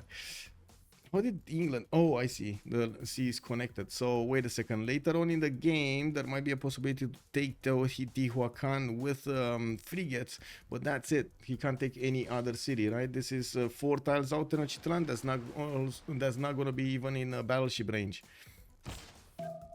What's Norway doing? Oh, beautiful! We got Devin sending more of these berserkers to the main territory of India, while India was trying to get his aqueducts going, putting down industrial zones, getting a few more horses, finishing up his GMC, and these wild berserkers are just gonna get out of the water and start bonking against those ponies. We're gonna need to take a look if Curtis Love is actually gonna have the opportunity to save his cities, save his coast. These are a lot of units coming towards him. 1, 2, 3 at the moment. Okay, not that many units, to be honest. Okay, come on, you need to get more, and not to mention get those crossbows to fend off attacks here next to Kumasi. With crossbows upgraded from Aztec, he's gonna do significant damage against the horses before his meta-times are even gonna move. It does seem like Wayne's did lose one of his meta-times, I believe, got pushed back, while he does have promotions on other ones. America does have, well, doesn't have, yeah, actually still doesn't have his units out. America, he did finish stirrups, but he doesn't have a single heavy chariot, so he cannot upgrade them. Ooh, that's gonna be painful. Surprise Viking invasion, yeah? Look at that. Norway already got in there, took one of the builders, a 3-charge builder away from India. India did buy a knight in Hyderabad, and of course that will have quite a nice strength to counterattack into the berserkers. And we're gonna need to see. Oh, he sees this one as well. These berserkers, I gotta say, they move very quickly in the water, and also they do disembark very quickly, so they do get onto that city of Madurai in just 1 turn from the coast. That's gonna be quite a problem for India to actually fend off attacks here. And it looks like we do have two members of Suomi getting bullied quite hard by their opponents, ChillBro, and we do have Leni just simming away. And of course Ambiorix is doing just the same over here, each from each other's team. Kilvak is evaning into Recorteron. I do notice quite an army of builders is allowing him to upgrade these tiles. Aryabhata is still standing there. He didn't promote and upgraded, didn't do anything. Abu is gonna be the next one. Wait, who did pick up Russia did pick up Hildegard. Did he activate it somewhere? This should be the one, right? No? This? Yeah, there we go. He activated into Ver. That would be the highest Lavra that he has. Anyway, Kazan doing the same thing with the aqueducts in the industrial zone. I do see he is putting down a few more theater squares to get the points, not to mention the great works. He's on 60 tourism. Androam is still 63, a bit higher, but not that higher. Of course, we're going to need to see if Russia is going to get his Cossacks. He could try to use the Cossacks to retake Nalanda, liberate it, and of course get 100 Diplo favor points. That would be quite nice, since he did bank up on quite a bit of Diplo favor, Diplo points actually. He did manage to win the first Congress, and he is right now on 6 out of 20 points. So yeah, he could guarantee another one. Okay, let's see Aztec. We did quite a few attacks here. 3 horses from America are very, very low. We do have Aztec giving away a bit of strength. Okay. Oh, sorry, America is giving away a bit of land here over here, not strength. Oh no, that unit is dead. That horse is gonna be dead. We got 3 crossbows that could just attack it. Okay. No, 2 of these crossbows and 1 men-at-arms did the job over there. No problem for him to actually take out the horses of his opponent. We do have Pupumestari also going for the military engineering. Still not going for his courses, for castles, I mean. He's going here. He's not going here. Interesting. Does anybody have an idea why he's doing this? Tyler Durden, thank you so much, sir. And of course, welcome. I'm glad to be of service, sir. Glad to be of service. Looking at the right side, Aztec did manage to put those cities down to the right, and of course did manage to upgrade a few tiles. Still did not get the coffee tile, and I don't see him actually upgrading a citrus tile. So that's on 2 extra points of attack that he is missing out on. That's I guess a bit of a problem. I would say. Oh wait, he did get a citrus tile from Chempoala improved. Okay, so he is on +3. Yeah, he is on +3. He just needs to get the +4 here from the coffee tile. Come on, man. You got a builder. You can go there, improve it, get that extra culture going. With Androam pushing the culture defense quite high, we do have a 210 defensive culture on Ambiotics. And I do notice Lenny needs to discover 30, needs to actually get 36 tourists to actually win the game right now. I'm pretty sure he is going to need a lot more in the next few turns. Okay, so yeah, you see the berserkers are actually starting to go around this. Madura is getting to hard build a few more knights, and of course everything slows down India here on 90 science and 91 culture. We do have Devries next to him on 110 and 70, while more of these units are appearing from Alesund. We do see a crossbow also getting in there. Hannibal Barca getting into the water, getting his feet wet, well, this knight might not actually survive. No, he will survive. He's a survivor. Wait a second. He's trying to get an encampment training project in 2 turns while he sees Rajendra Kola on his coast. There's even Mogadishu getting in position. Guys, this is like going to a show where you don't have seats assigned, and basically you want to get the best seats, right? So you want to be there before the action starts as soon as possible. That's what Mogadishu's galley is doing here next to Madura. She's just waiting for those berserkers to come in. Got a little bit of popcorn and got a little bit, got one of those hats, you know, the good hats. How do you call them? Oh my God, he got bored. He got bored and got out of there, man. He didn't. I mean, he saw nothing's moving for quite a few turns, and he was like, "No, I'm out of here. I finished my popcorn already, and I got my juice going. So you know, it's fine. It's fine. I'm gonna go to the movies now." How many attack bonus on Aztec? He's on +3, sir. +3. We do have Norway managing to push back India from taking the city of Kumasi. Unfortunately, Russia is also pushing from the north, and it looks like Lenny is gonna get the opportunity to attack into the city center, not to mention take out the units of Devries there. The crossbows, we do not see them with enough strength to actually fend off attacks. Russia doesn't have a general. He does have a few trebuchets coming in, and I do see him finishing off the army of his opponent, the army of Norway, that was attacking Novgorod. He's sending those coursers a little bit further towards the south and wants to see what's going on in Alanda. Looking at his text, he's going siege tactics, and I do see him. That means he's actually rushing Cossacks, which is a unit that we actually didn't see that much being rushed, but it's quite strong if you do manage to get the correct attack going. He does have GMC, he does have a lot of faith per turn. I'm pretty sure he's going to be able to upgrade a lot of units when push comes to shove. So there are ways to actually come back into the game. Knock, knock. Hey, we want to raid you. Sure, give me a moment. I open door, okay? Open door. Okay. Yeah. Okay, so the first berserker is about to disembark over here. I would imagine he's going to want to get to clump up a few of them if he actually wants to attack into his opponent, even though I don't see the next ones. He doesn't have a third one. He actually lost that one next to Hyderabad, and he never bought new ones from Alesund. He's focused on defending Kumasi, even though Kumasi does look kind of dead. Like, not gonna lie, the Kumasi city does look kind of dead. Doesn't look like that city is gonna survive. Looking at what Raja is bringing, and of course the Corsair strength, I'm pretty sure the crossbows are just gonna fall apart here, and the city can be hit just by the Corsairs.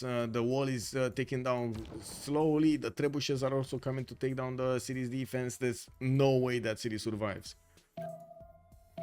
In Gallic cities, we do have him getting some campus research projects. Mont Saint Michel is also getting built in Aduatuca for the extra culture on all of these floodplain tiles. We do have campuses also coming around from Gaul here, and I'm pretty sure he's going to be very, very quick on building the universities with the production he has. Marco Polo is going to be also recruited on India, giving him an extra faith. Oh, baby, Gaul got to pick Ibn Khaldun here, and he has Colosseum. That's gonna be so much bonus. We do need to see who's gonna take Newton. I didn't see it appear being taken, and I don't see it appear in the scientist screen yet. Emily du Châtelet is the next one. Okay, so Aztec is about to actually get to hit directly against the city of New Orleans, pushing in with the men-at-arms, having the enough strength to double shot these horses is going to be important. There is an encampment here that's, I'm pretty sure, from the capital city. We're going to need to see if he's going to manage to actually push back all of the units here, but of course with crossbow strength, he is not really having a match. Pupumestari, next turn, gonna get castles. Yes! Yes, I still want to know, chat. I still want to know why. Why did we not have castles being discovered first instead of stirrups? Can somebody tell me? I don't know why. Aztec and USA with drums of war. Aztec, USA does have a dark age, so he doesn't have drums of war. Aztec does have drums of war, yes. Mr. Breaking News, good evening, sir. Predictions? There should be a prediction running right now, or it was one running. Who will win? It looks like it's an overwhelming majority towards ChillBro. 91% of the chatters right now think ChillBro is gonna win.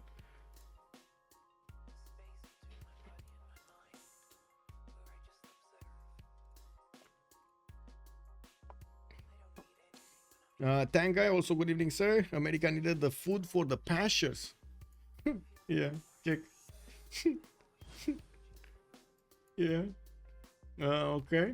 Well, it's tables coming in here for the cities of Axel. I do see he actually got 3 of these encampments going. Finally, he's going to get the coffee tile improved, so he's going to get an extra point of attack here, an extra point of combat strength on these men-at-arms. He did manage to also get a +3 intel on opponent's movements. That seems like it's way too strong for these horses to handle. That's a 69 attack strength men-at-arms against a horse that's defending a 52.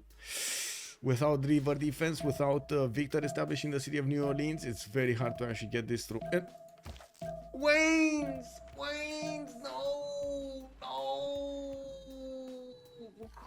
They just passed each other without seeing each other. I cannot believe the luck of America. It's incredible.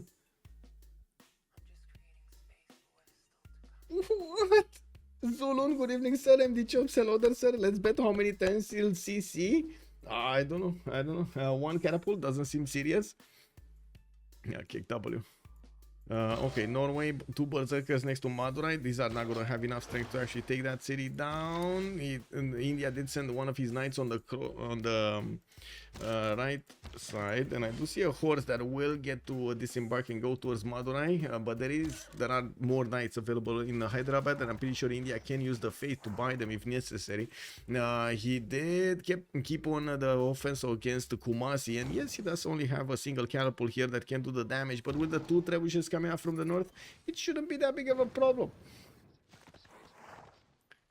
We got 1 knight also from Russia. Wait a second, actually, wait, whoa. Did 2 coursers die?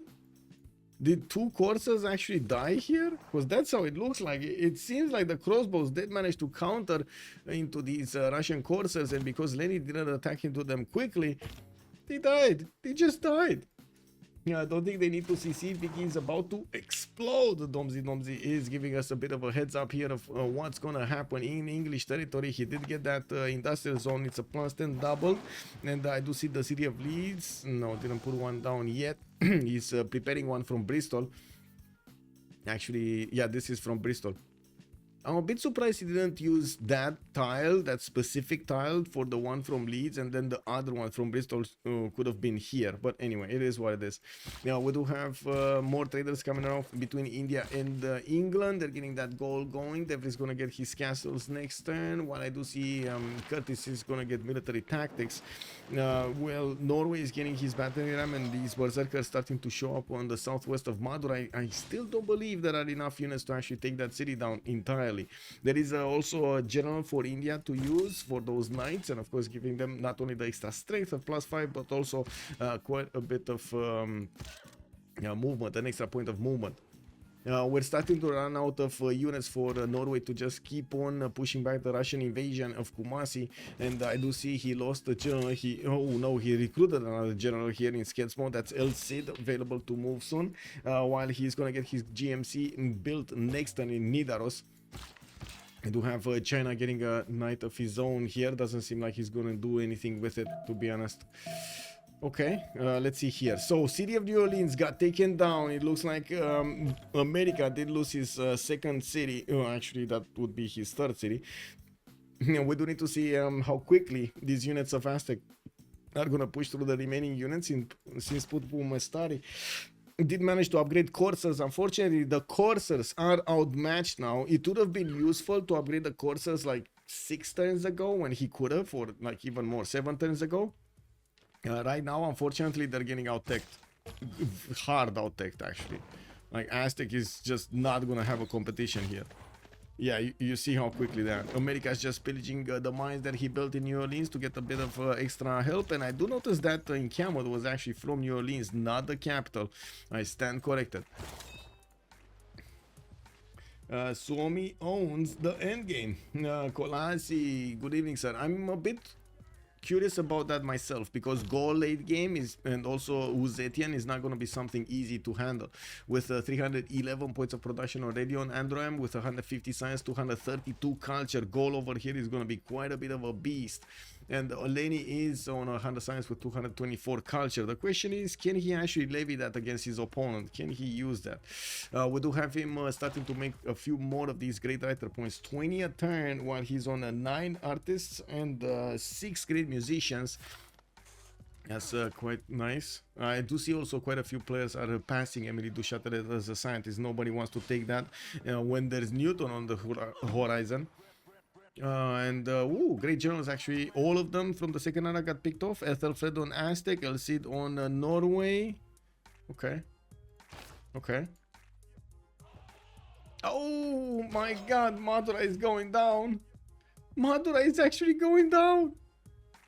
Man, this is all up to the first move. Is Madurai gonna go down? Can we see a few yeses or nos over here? Is Madurai actually gonna go down? It got hit before he managed to actually get a knight in there. And unfortunately, that city was low enough for these two berserkers to do a lot of damage. Kick W, man. Wait, Andy Rowe is saying this evening our French swimmer Leon Marchand won 2 gold medals. Woo! Congratulations. Gaul is in nuke range of England, as is Aztec and half of China. Yes, England can actually get the nukes over here quite easily. Although, we're gonna need to see if he's gonna manage to do that. Well, if India is gonna lose that city, it's gonna be a problem. Although I'm pretty sure also Kumasi is gonna be taken down. Russia and India do look like they have this in the bag. One of the trebuchets did die though. I do notice Norway did manage to take one of those down. It's still enough though. With one trebuchet and one catapult, it should be more than enough to take out the wall defense in Kumasi and allow these units of India or Russia to go in. We got a plus. Okay, China and Aztec could have killed Terry like 25 turns ago. Yes. Yes and no. I would like to explain.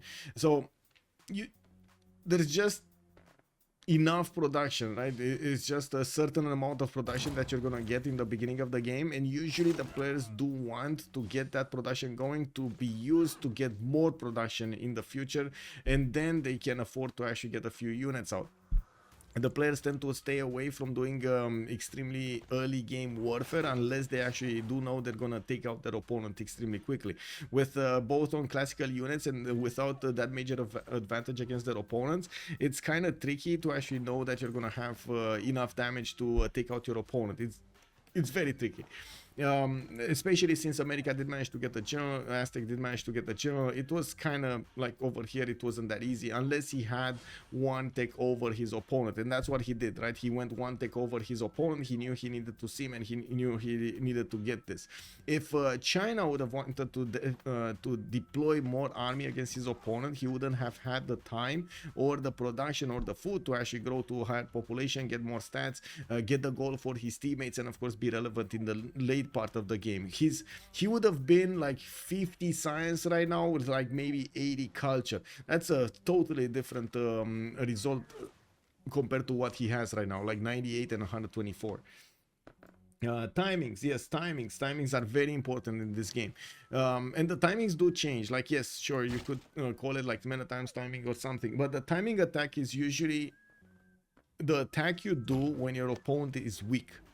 How I want to define timing attacks. It's not a certain unit, is not something. It's just the difference between you and your opponent needs to be big enough that you can actually push through that defense and get into those borders. If you have extra turns of technology, civics, like you get the nationalism, you get the mobilization, you get later on fascism and so on and so forth. All of those actually bank up as bonuses, and you can use them against your opponent, and that's why the players are trying to target those in particular. Now looks like Madurai did get the walls, and this got cleaned up. Mad Beats, I'm sorry sir, it got cleaned up. There's a minus right there. After Terry lost his entire military, he was defenseless. Yes, DB3, that is correct. It wasn't easy to actually pass an army through, though. It took quite a bit of time to get this setup going for Aztec to move here. But anyway, we'll see. They're gonna clean him up anyway. It's more, this is a problem. This is a problem. Pupumestari is gonna settle probably to the south of Aztec. I do see he needs quite a few more turns if he actually wants to get to safety, like full safety to the right side, and that's gonna be a big issue because this army of Aztec is not gonna take that much time to chew through the remaining defenses. With crossbows available here, and of course the extra movement from the generals, he's just moving and shooting everywhere. There we go, bam, bam, bam. And I do see the horse. This horse is gonna be taken. There we go. Easy peasy. Ooh, Menada. Whoa, wait a second. He actually has nationalism already? He has nationalism. He's actually gonna get to Kora, but wait a second. He doesn't have that many more units available. Anyway, it's fine. I guess he's gonna need to hard build a few of them, and we do see them popping out of his cities. Also getting a trebuchet from Teotihuacan. That might be actually for a bit of defense. Wait a second. He's sending them to the east side. He might be sending them. Whoa. He's sending them to defend and or attack against Urallfish here. That is sending a few units towards Tepexpan. Actually, Tepexpan. Anyway, where is Russia at? Russia. Military science in 2 turns. That's going to allow him to upgrade these courses into Cossacks. And I do notice he still did not manage to punch through Kumasi's defenses and take that city down entirely.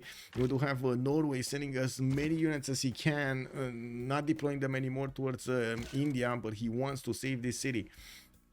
Now we do have Russia, unfortunately, needing to rebuild all of his Corsair army so he can upgrade into Cossacks. And I don't see them getting popped out of his cities. Even if he does have 299 faith in the bank and 166 per turn, I would have expected him to actually get quite a few of those Corsair pre-builds if he wanted to do something about the Cossacks.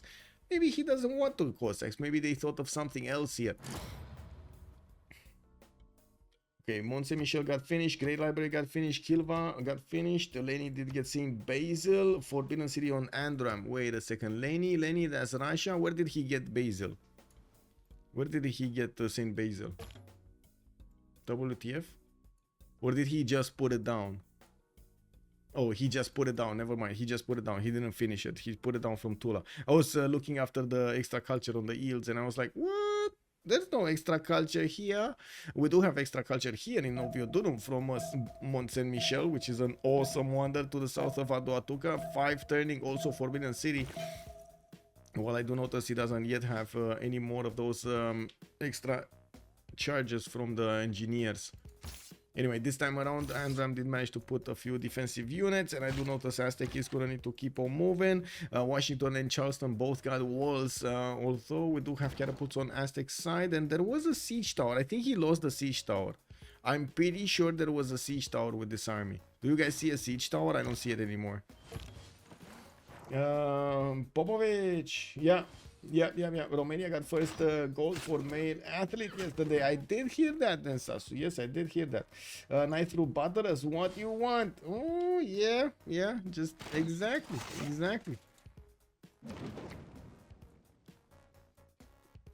Okay, universities on Jiaodong. We do have China over here getting that extra science, 109, 141 with a Pembratian voice golden age. She's doing quite nicely. On the other side, though, Urallfish did jump up to 234 science, but he still has quite a bit of a problem with the culture. Getting all of the production points from shipyards and industrial zones is gonna be amazing. He's on 340 right now, and you do see he's catching up to Androam quite quickly on his 370. Androam did not go for a free inquiry gold golden age. That science is his. 170 per turn is still very, very good at this moment, especially since he has 311 culture a turn on Gaul. That's a lot of culture to fend off any culture victory from Peter, and of course gonna put him very quick towards fascism. I'm quite curious what is he gonna want to use that production for, not to mention of course all of that gold and culture. Okay, so knights coming down from America, getting 3 turns here from the city of Washington. Does seem like Aztec is definitely chewing through this defense quite quickly. We do have also even a De Vries archer trying to see what's going on there. What is this guy doing over here? Oh, let me sit back over here. I'm just watching you throw those arrows against your opponents. I'm learning, okay? Let me just learn. I'm watching you do it, you know, like you gotta learn from the best. It is what it is. Not sure how Suomi wins this here, but then again, Team Victor essentially getting to freeze him. Yes, the southeast border of the map, getting closer to the Aztec cities. When we saw him last time, he was here. The safety settler is here, yes. Your Sherbet, good evening, sir. Your Popo made third this evening. The Chinese guy was a torpedo. Woo, woo, yeah. I see. I mean, maybe he got to output every bit of his energy. Anyway, I really want to stay away from comments from how to say the Olympic scene. To be honest, like, wow.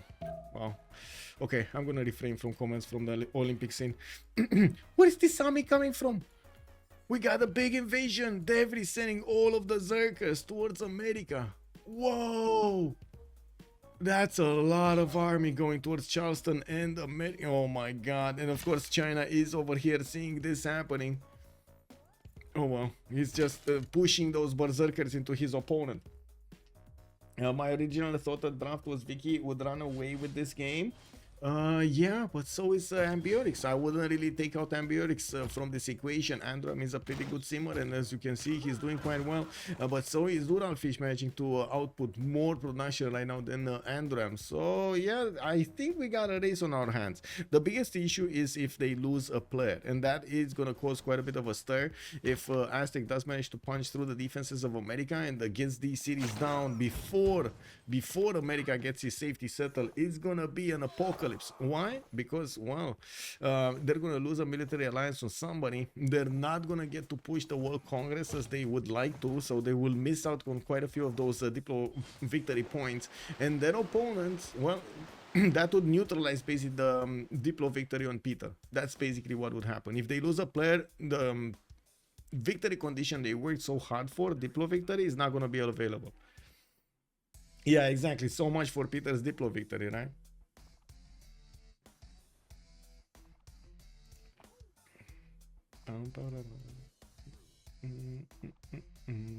America needed the food for the pastures. Yeah. Kick.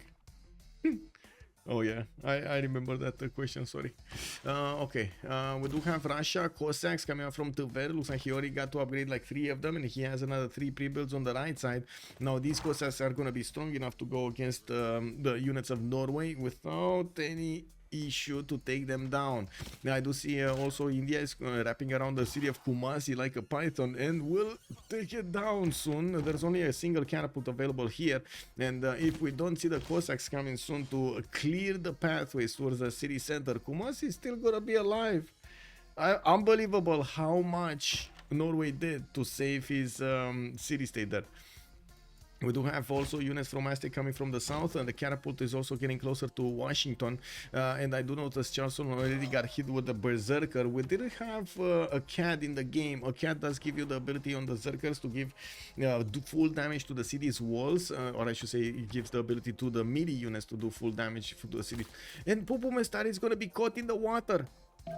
Oh my god, this is like one of those lake things. He wanted to wash himself, you know, he wanted to be clean, so he went into the water, so he gets everything cleaned up properly. But unfortunately, unbeknownst to him, all of his opposing army was actually in the forest looking over the river, and when they saw him go in to wash himself, they just took his clothes, his armor, they took everything and left a little bit of a note: see you next time. Does Norway have a suzerain of a CAD? Yes, he does. America has a second settler, yes, to the south, and this might be a bit of a delay, right? He can put it down and delay his opponent from fully taking him out, although he's not gonna get to delay for long. I'm pretty sure he needs to Norway needs to attack into the city of Charleston first. That city is under siege, so you know it is what it is. And I do notice Aztec did get lucky to keep that horse alive. We did have him also push back the general. Trung Trak did get pushed back in New Orleans. Washington is still not under siege. He does need to get a tile on that, get a unit on that sheep tile. Oh, okay, well, there we go. Washington is being placed under siege. And we do see Charleston is probably going to be taken out next turn. There should be enough damage from these units to take it out. There are 5-6 units around that city center. Even with the courser inside, that should be more than enough. And I think Norway kind of overdid it on the right side. I was really thinking he's going to do a lot more damage against India. Looks like he chose the other target. Looking at the sim of England, he did manage to get 2, 4, 6, 8, 9 cities, and we do have him with quite a few traders towards Russia. He's now starting off on his universities, and I do see Colossus is getting built in the capital city. 6 more turns until the next golden age. We do have to see if Urallfish is going to manage to get the third one. Looks like he's still in the dark age, but he's building wonders. He got industrialization. Well, we'll see. Androam 116, he does manage to get his golden age. He's gonna get reformed the coinage and gonna get quite a bit of gold for his teammates. With Fabian on 300 gold a turn, Androam is 200, we got Devris on 160, and this is before the reform the coinage golden age. Is it just me that is thinking it's a bit too much gold in the game right now? Is it just me that has this impression? Like, I totally get it. You need the gold to upgrade, you need the gold for a lot of things, but this seems like it's triple the amount of gold or double the amount of gold we had in the previous version for 5.8. Russia Cossack run on gold to save the game. Yeah, let's see if they're actually gonna do anything here. I don't think so. Like, gold should have more than enough technology and production to save his city. Senaboom. Wait, wasn't there a song from Method Man? That was something like that. Cinnabon. It's 1814 all over again. Kick double.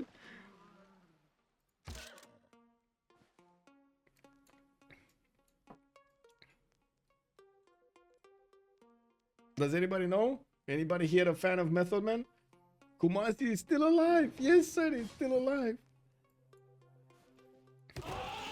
An unbelievable Indian army still managed to take out the remaining units of Norway, but Kumasi, they couldn't hit it. They couldn't take it. And we do have the Cossacks of actually Russia starting to move towards the east side. They did not go towards the south. India is carrying off reinforcements from Norway, even though we do have basketmen starting to move towards that city center. Charleston is about to get hit. Let's see it happening. Washington already is getting hit by a few crossbows. I'm pretty sure David is the one that needs to attack into that city center to take out the walls quickly. And yes, America got spotted. That settler will get spotted. Okay, there we go. Charleston is about to be relieved of duty here. What was... There we go. Okay, he's not seeing it yet. He will see it immediately when he's moving across. And there we go. Charleston got taken out. Norway is going to have another city here. We do have him closer to his ally towards Aztec. I think that even gives Aztec a trading opportunity, right? Yeah, anyway, England is sending a few knights to see what's going on next to Aztec, and yes, I do see Aztec is sending coursers to meet those up. That shouldn't be that big of an issue. We do have encampments from Tenayuka, and this, oh my god, the settler, he can't get onto the land. He actually needs to another 3 turns, like, he just moved, right? So he needs 1 turn to move here, another turn to move on the tile, and then another turn to settle. That's 3 turns that he might not get. Okay, well, if this settler actually settles, he might get those 3 turns. Let's see how quickly Washington is going down. The scout can block him. Yes, the scout can block him. Yes, that is correct. That is correct. Let me actually, where was it? Here. Yes. The scout just needs to get onto this 1-1 tile, and that's it. Oh my god. Oh, this is terrible. I can only imagine being in that guy's place, like in the settler's place, trying to build a nation, have continuity for the great nation of America, right? Somewhere far away from his opponents. And then he's not allowed by a cat. Imagine seeing, you know, an army of cats sitting on a ridge, overlooking the ocean, and you with the boat, you cannot get in, because you know the second you get in, those claws are getting out, and the cats are gonna start jumping everywhere, left, right, center, on the floor, and everywhere. Oh my god, man. Anyway, too much imagination here. Kraso, hello there, sir, and good evening. I was thinking of Cats and Dogs, you know, the movie. Ooh, baby, some ninja cats. We need some ninja cats. The fall of America in the water, yeah.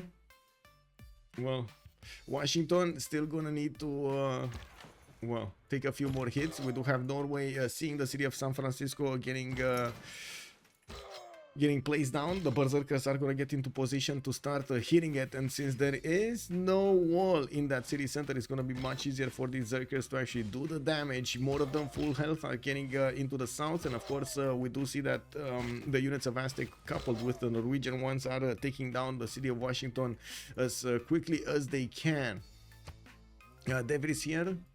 He's gonna get his ballistics soon, right? 3 10s for ballistics. Let's see what's going on here. We got a spy in Senaboom. We do have 1, 2, 3, 7 of these Corsairs. 2, 4, 6, 7. Yeah, 7. He just bought one. He got me to 7. Kick. Anyway, good numbers. Now we got universities also coming around here from Androam, and I do see Oxford University is also going to get built in Bibrax. That's going to be quite a bit of influx of science. He's on 231 and 461 culture at 10 with 500 points of production, still keeping not only keeping up with the production of Victoria, but also overtaking him, keeping his lead.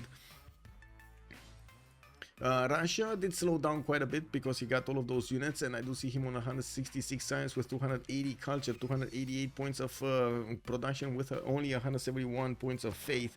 I gotta say, this is not amazing faith per turn to actually get units out if you need them, but I think he has a balanced approach to this. Zudugan just got placed in, recruited in the city of Wannes for the 3 envoys, and I do see Lenny does benefit from James of St. George to upgrade these fortifications. The American dream is no longer. Wait, sounds like you want to sit on your seat, but the cat don't want it. Yeah.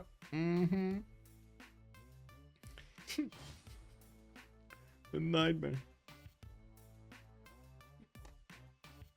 I gotta say, after having quite a mean cat in the house and seeing how it actually, how to say, I had to tame her basically. I know what it takes. It's quite a road, and it's still not fully listening, you know. Anyway, but I gotta say, when my grandma actually pulls the broom, ooh, she's getting out of there. When Teddy lost New York, should have been doing an escape settler. He has, sir. He has an escape city. Where is it? Where is it? Here. And look at him. He can't go. Norway has that scout blocking it. He cannot move. Oh man, he does need 3 more turns. It's 3 more turns from now, right? He needs to actually attack into that scout and take it down. Okay, so capital city got taken. San Francisco did get a knight that it was quite a bit of gold invested into this. The city is being placed under siege, and the berserkers have started attacking into the city center. 4 of them are going to start attacking soon, and we should have enough damage being done in the next 3 turns or 2 turns before the walls go up. We do need to see also if he's gonna get some more support help from his allies. This would be helpful actually. If America does get a few more knights here, yeah, like at least 2 more knights, he should be fine. But to be honest, it kind of feels it's not gonna happen. How many turns do we have? 3 more turns until the next golden age. We do need to see what's going on Gaul. Gaul, not much. Where did this? Okay, the Cossacks didn't move yet.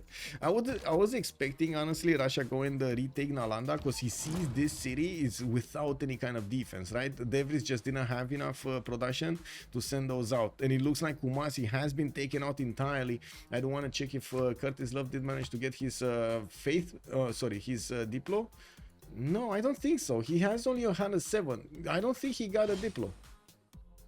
He didn't get to liberate or something. Maybe Norway did counterattack into that city center as quickly as India was trying to click on the buttons.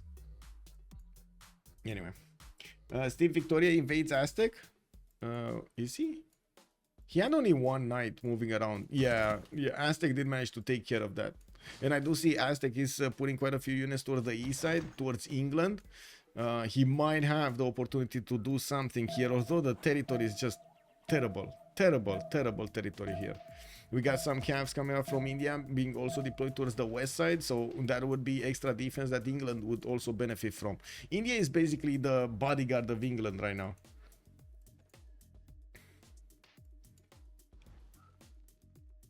The cat don't allow him to escape, yeah.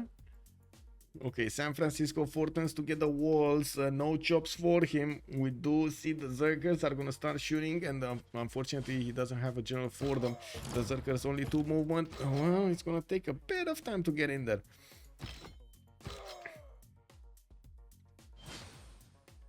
Ooh, a cat de-levied. Okay. Oslo, okay. And now that Norway doesn't actually need to reinforce the city of Kumasi, he's just bringing back his forces in the city of Tromsø, and we're going to need to see him get to his own military science to upgrade his forces into calves. Pupumestari trying to get to printing. Unfortunately, the city of San Francisco, as you can see, is down to half HP. We do have the berserkers that are just going to wipe it clean off the map next turn.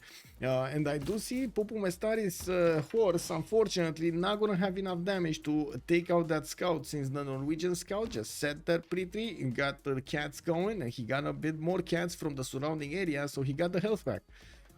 This is how he heals, right? The scout cat heals. He's just gathering cats from all around the territory, bringing on the gang, the cat gang.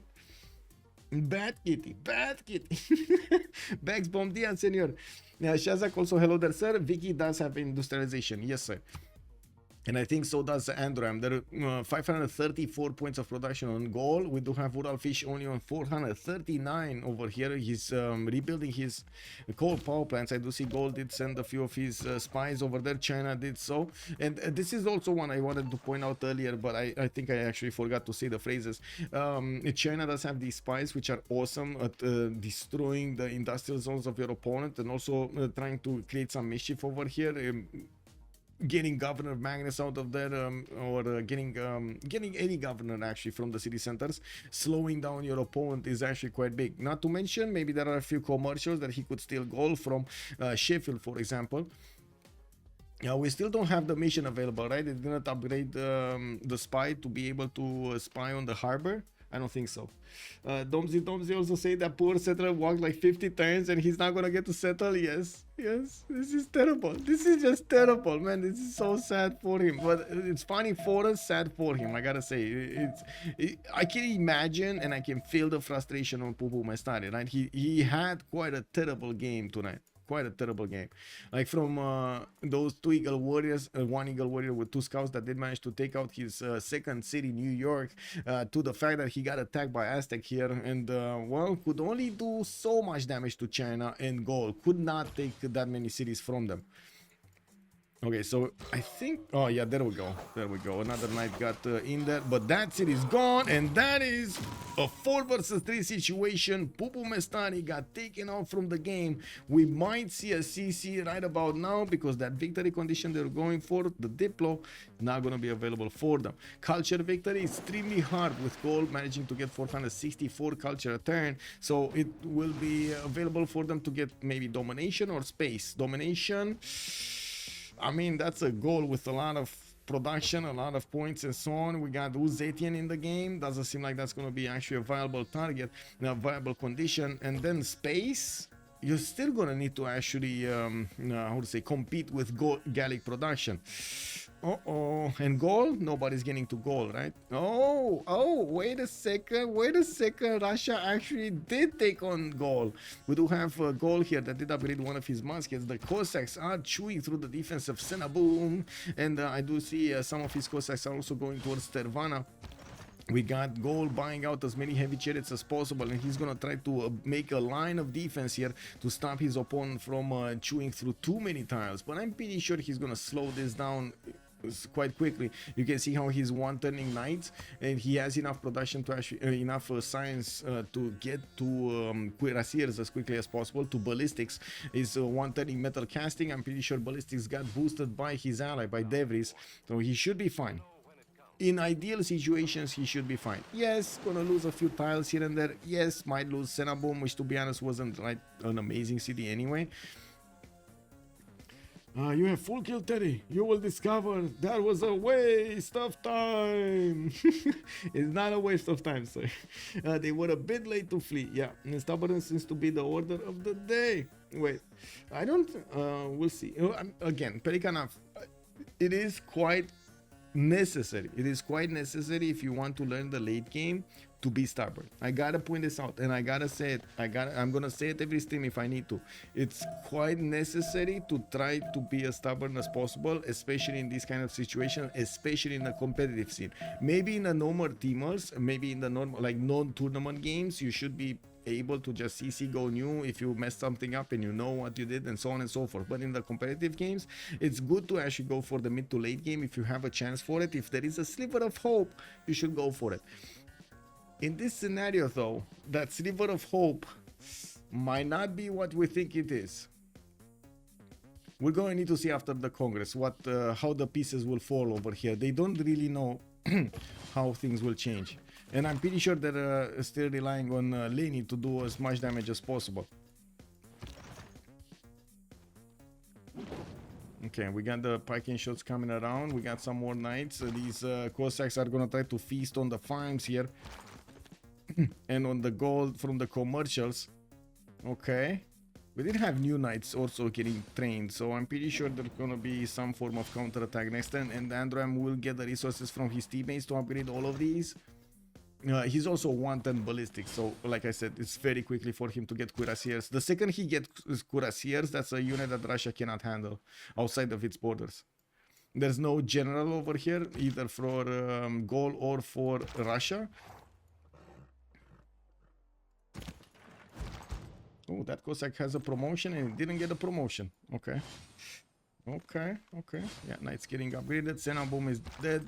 There's no way he's gonna keep that city. There's another Cossack that could just take it. There we go.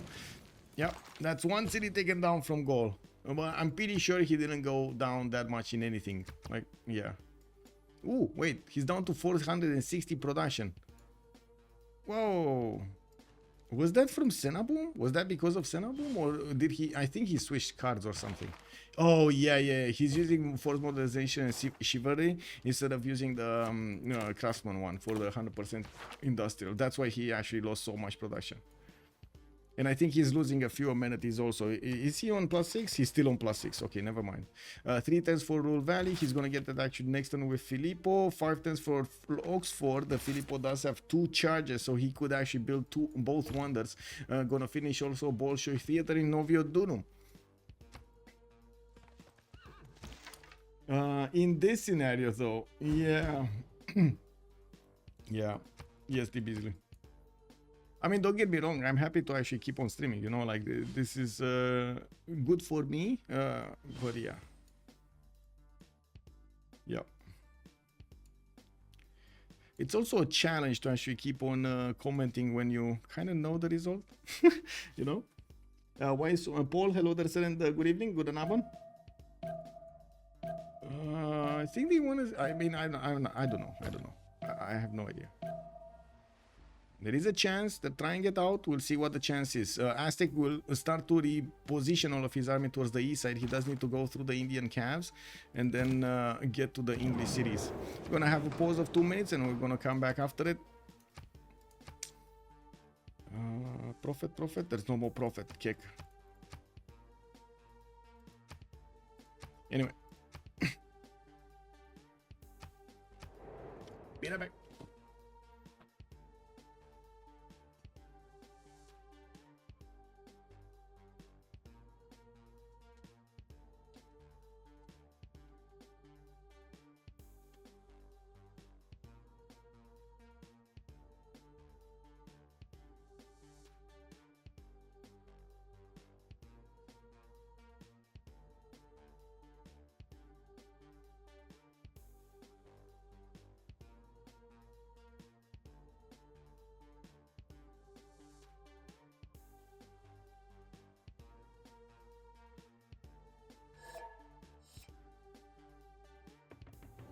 Though its face may change throughout the ages,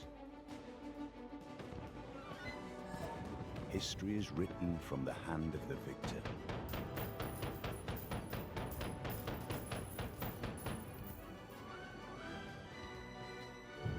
By your actions this day, you ensure our people a glorious tomorrow.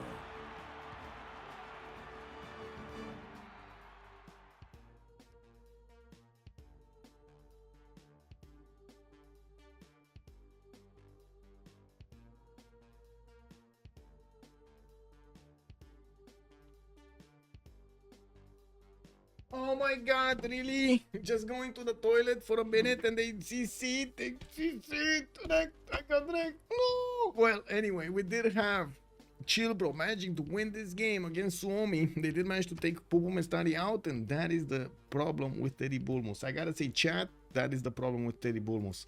Very weak at the beginning of the game. Very weak. Now, let's actually get into the chats over here. Give me a second, because... this game, man. Let's actually get out of the game and put it on borderless, because this is annoying me. A good thing is, by the way, because of the CPU, I gotta say, because of the CPU, you see that the transition actually is instant. I don't need to wait for anything. Graphics for borderless window. Finally, thank God. Okay, let's get into chat. This. I need to switch sound settings. There we go. And get into the post-game chat. What I have to know, what did the bull moose say when he saw my scout blocking his escape settler? He wasn't only happy. He wasn't only happy. He said that I'm done. This is it. Done. When chat was saying that Lenny is gonna wait, was it Lenny that actually lost the city? China. Who was China? Fabian. Me. Yeah, you're gonna complain all game because you lost that city. Did you do that? No. Nah, he took it. But he definitely Okay. did. We saw it coming. I was just one turn too late. It's a bit. Yeah, I'm also one turn too late, yeah. Yeah. Defend the fucking Cossacks. I mean. But yeah, I think I actually win culture. Yeah, could be. I mean, you could win culture, space. I have 120 phase for rock bands, and I have Little Wonders. But yeah, that was the biggest problem in this game, that you basically win everything all by yourself, Yeah. no matter what you do. But how much plot did Age of Steam had 580. in the end?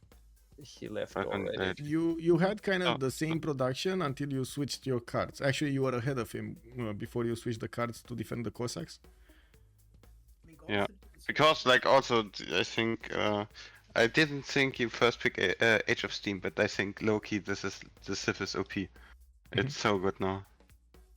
Actually, And- the problem there was that when we were drafting, we forgot that we have the first pick. We did everything for the second pick. Yes, we were Yeah, I was wondering why you banned Spain. Like, Yeah. Spain, Coupe, Dido. I was like, God bless these guys. Yep, we did everything for the second pick, and then when it was time to do first pick, we realized that, oh shit. I'm very curious about the Bulmos pick. Like, what were you planning with him on 7 Seas? Pupu just wanted to play that. That's Okay. it. Okay. And we just let him play it, because I also called for Russia, so we just got to play our own picks. yeah. No, We, when it's we, that- we thought like it's so easy to punish. Just pick like two Civs with like a good warrior, especially Aztec. You will never have to go to buy warriors to defend that, and if you do, you cannot buy holy sites. Yeah. One warrior and 2 scouts like kills the city is so stupid. It's like We bullshit as well. what do you think, Michael? By the way, is Michael here? Yeah. Yes, yes. The second remap, like we felt like our position was so awful, but there were 2 Aztec warriors arriving at Bulmu's border as well, and we were pretty sure yeah. that they killed it. Yes. But I think yeah, we you did still a mistake didn't. with the remap because Suomi was in a much worse position than you. I mean, that's like we didn't know that, Yeah, yeah. but our position wasn't like the best. I think we can roll better, but Yeah. Yeah, the double eagle, we were like 50% sure this kills the city. He only saw one of them with the scout. He didn't see the second one. But oh man, yeah. Always go for eagle. It's so good in this thing. How many continents did you have in the map we played? We have all 4, I think. Okay, we had 2 and the one who was on the other continent died. Yeah, I mean, So- I guess we so- kind of don't have green myself for that, but yeah, I mean, you have 3 out of the 4 continents. I mean, I guess we also don't have white. I also settled for that, but yeah. I lost the spy that killed your industrial zone. I was Actually, very that is sad. wise.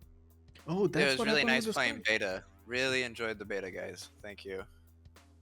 Yeah, I agree. It was much better than doing the old. Yo, Where's Michael, Sumeria? Michael, what- Where's Sumeria, what you- Devries? Dude, did you see my opening governors? I did, but I did also see you're using Varangian exactly like Sumeria. You're sending units all over the planet for your allies.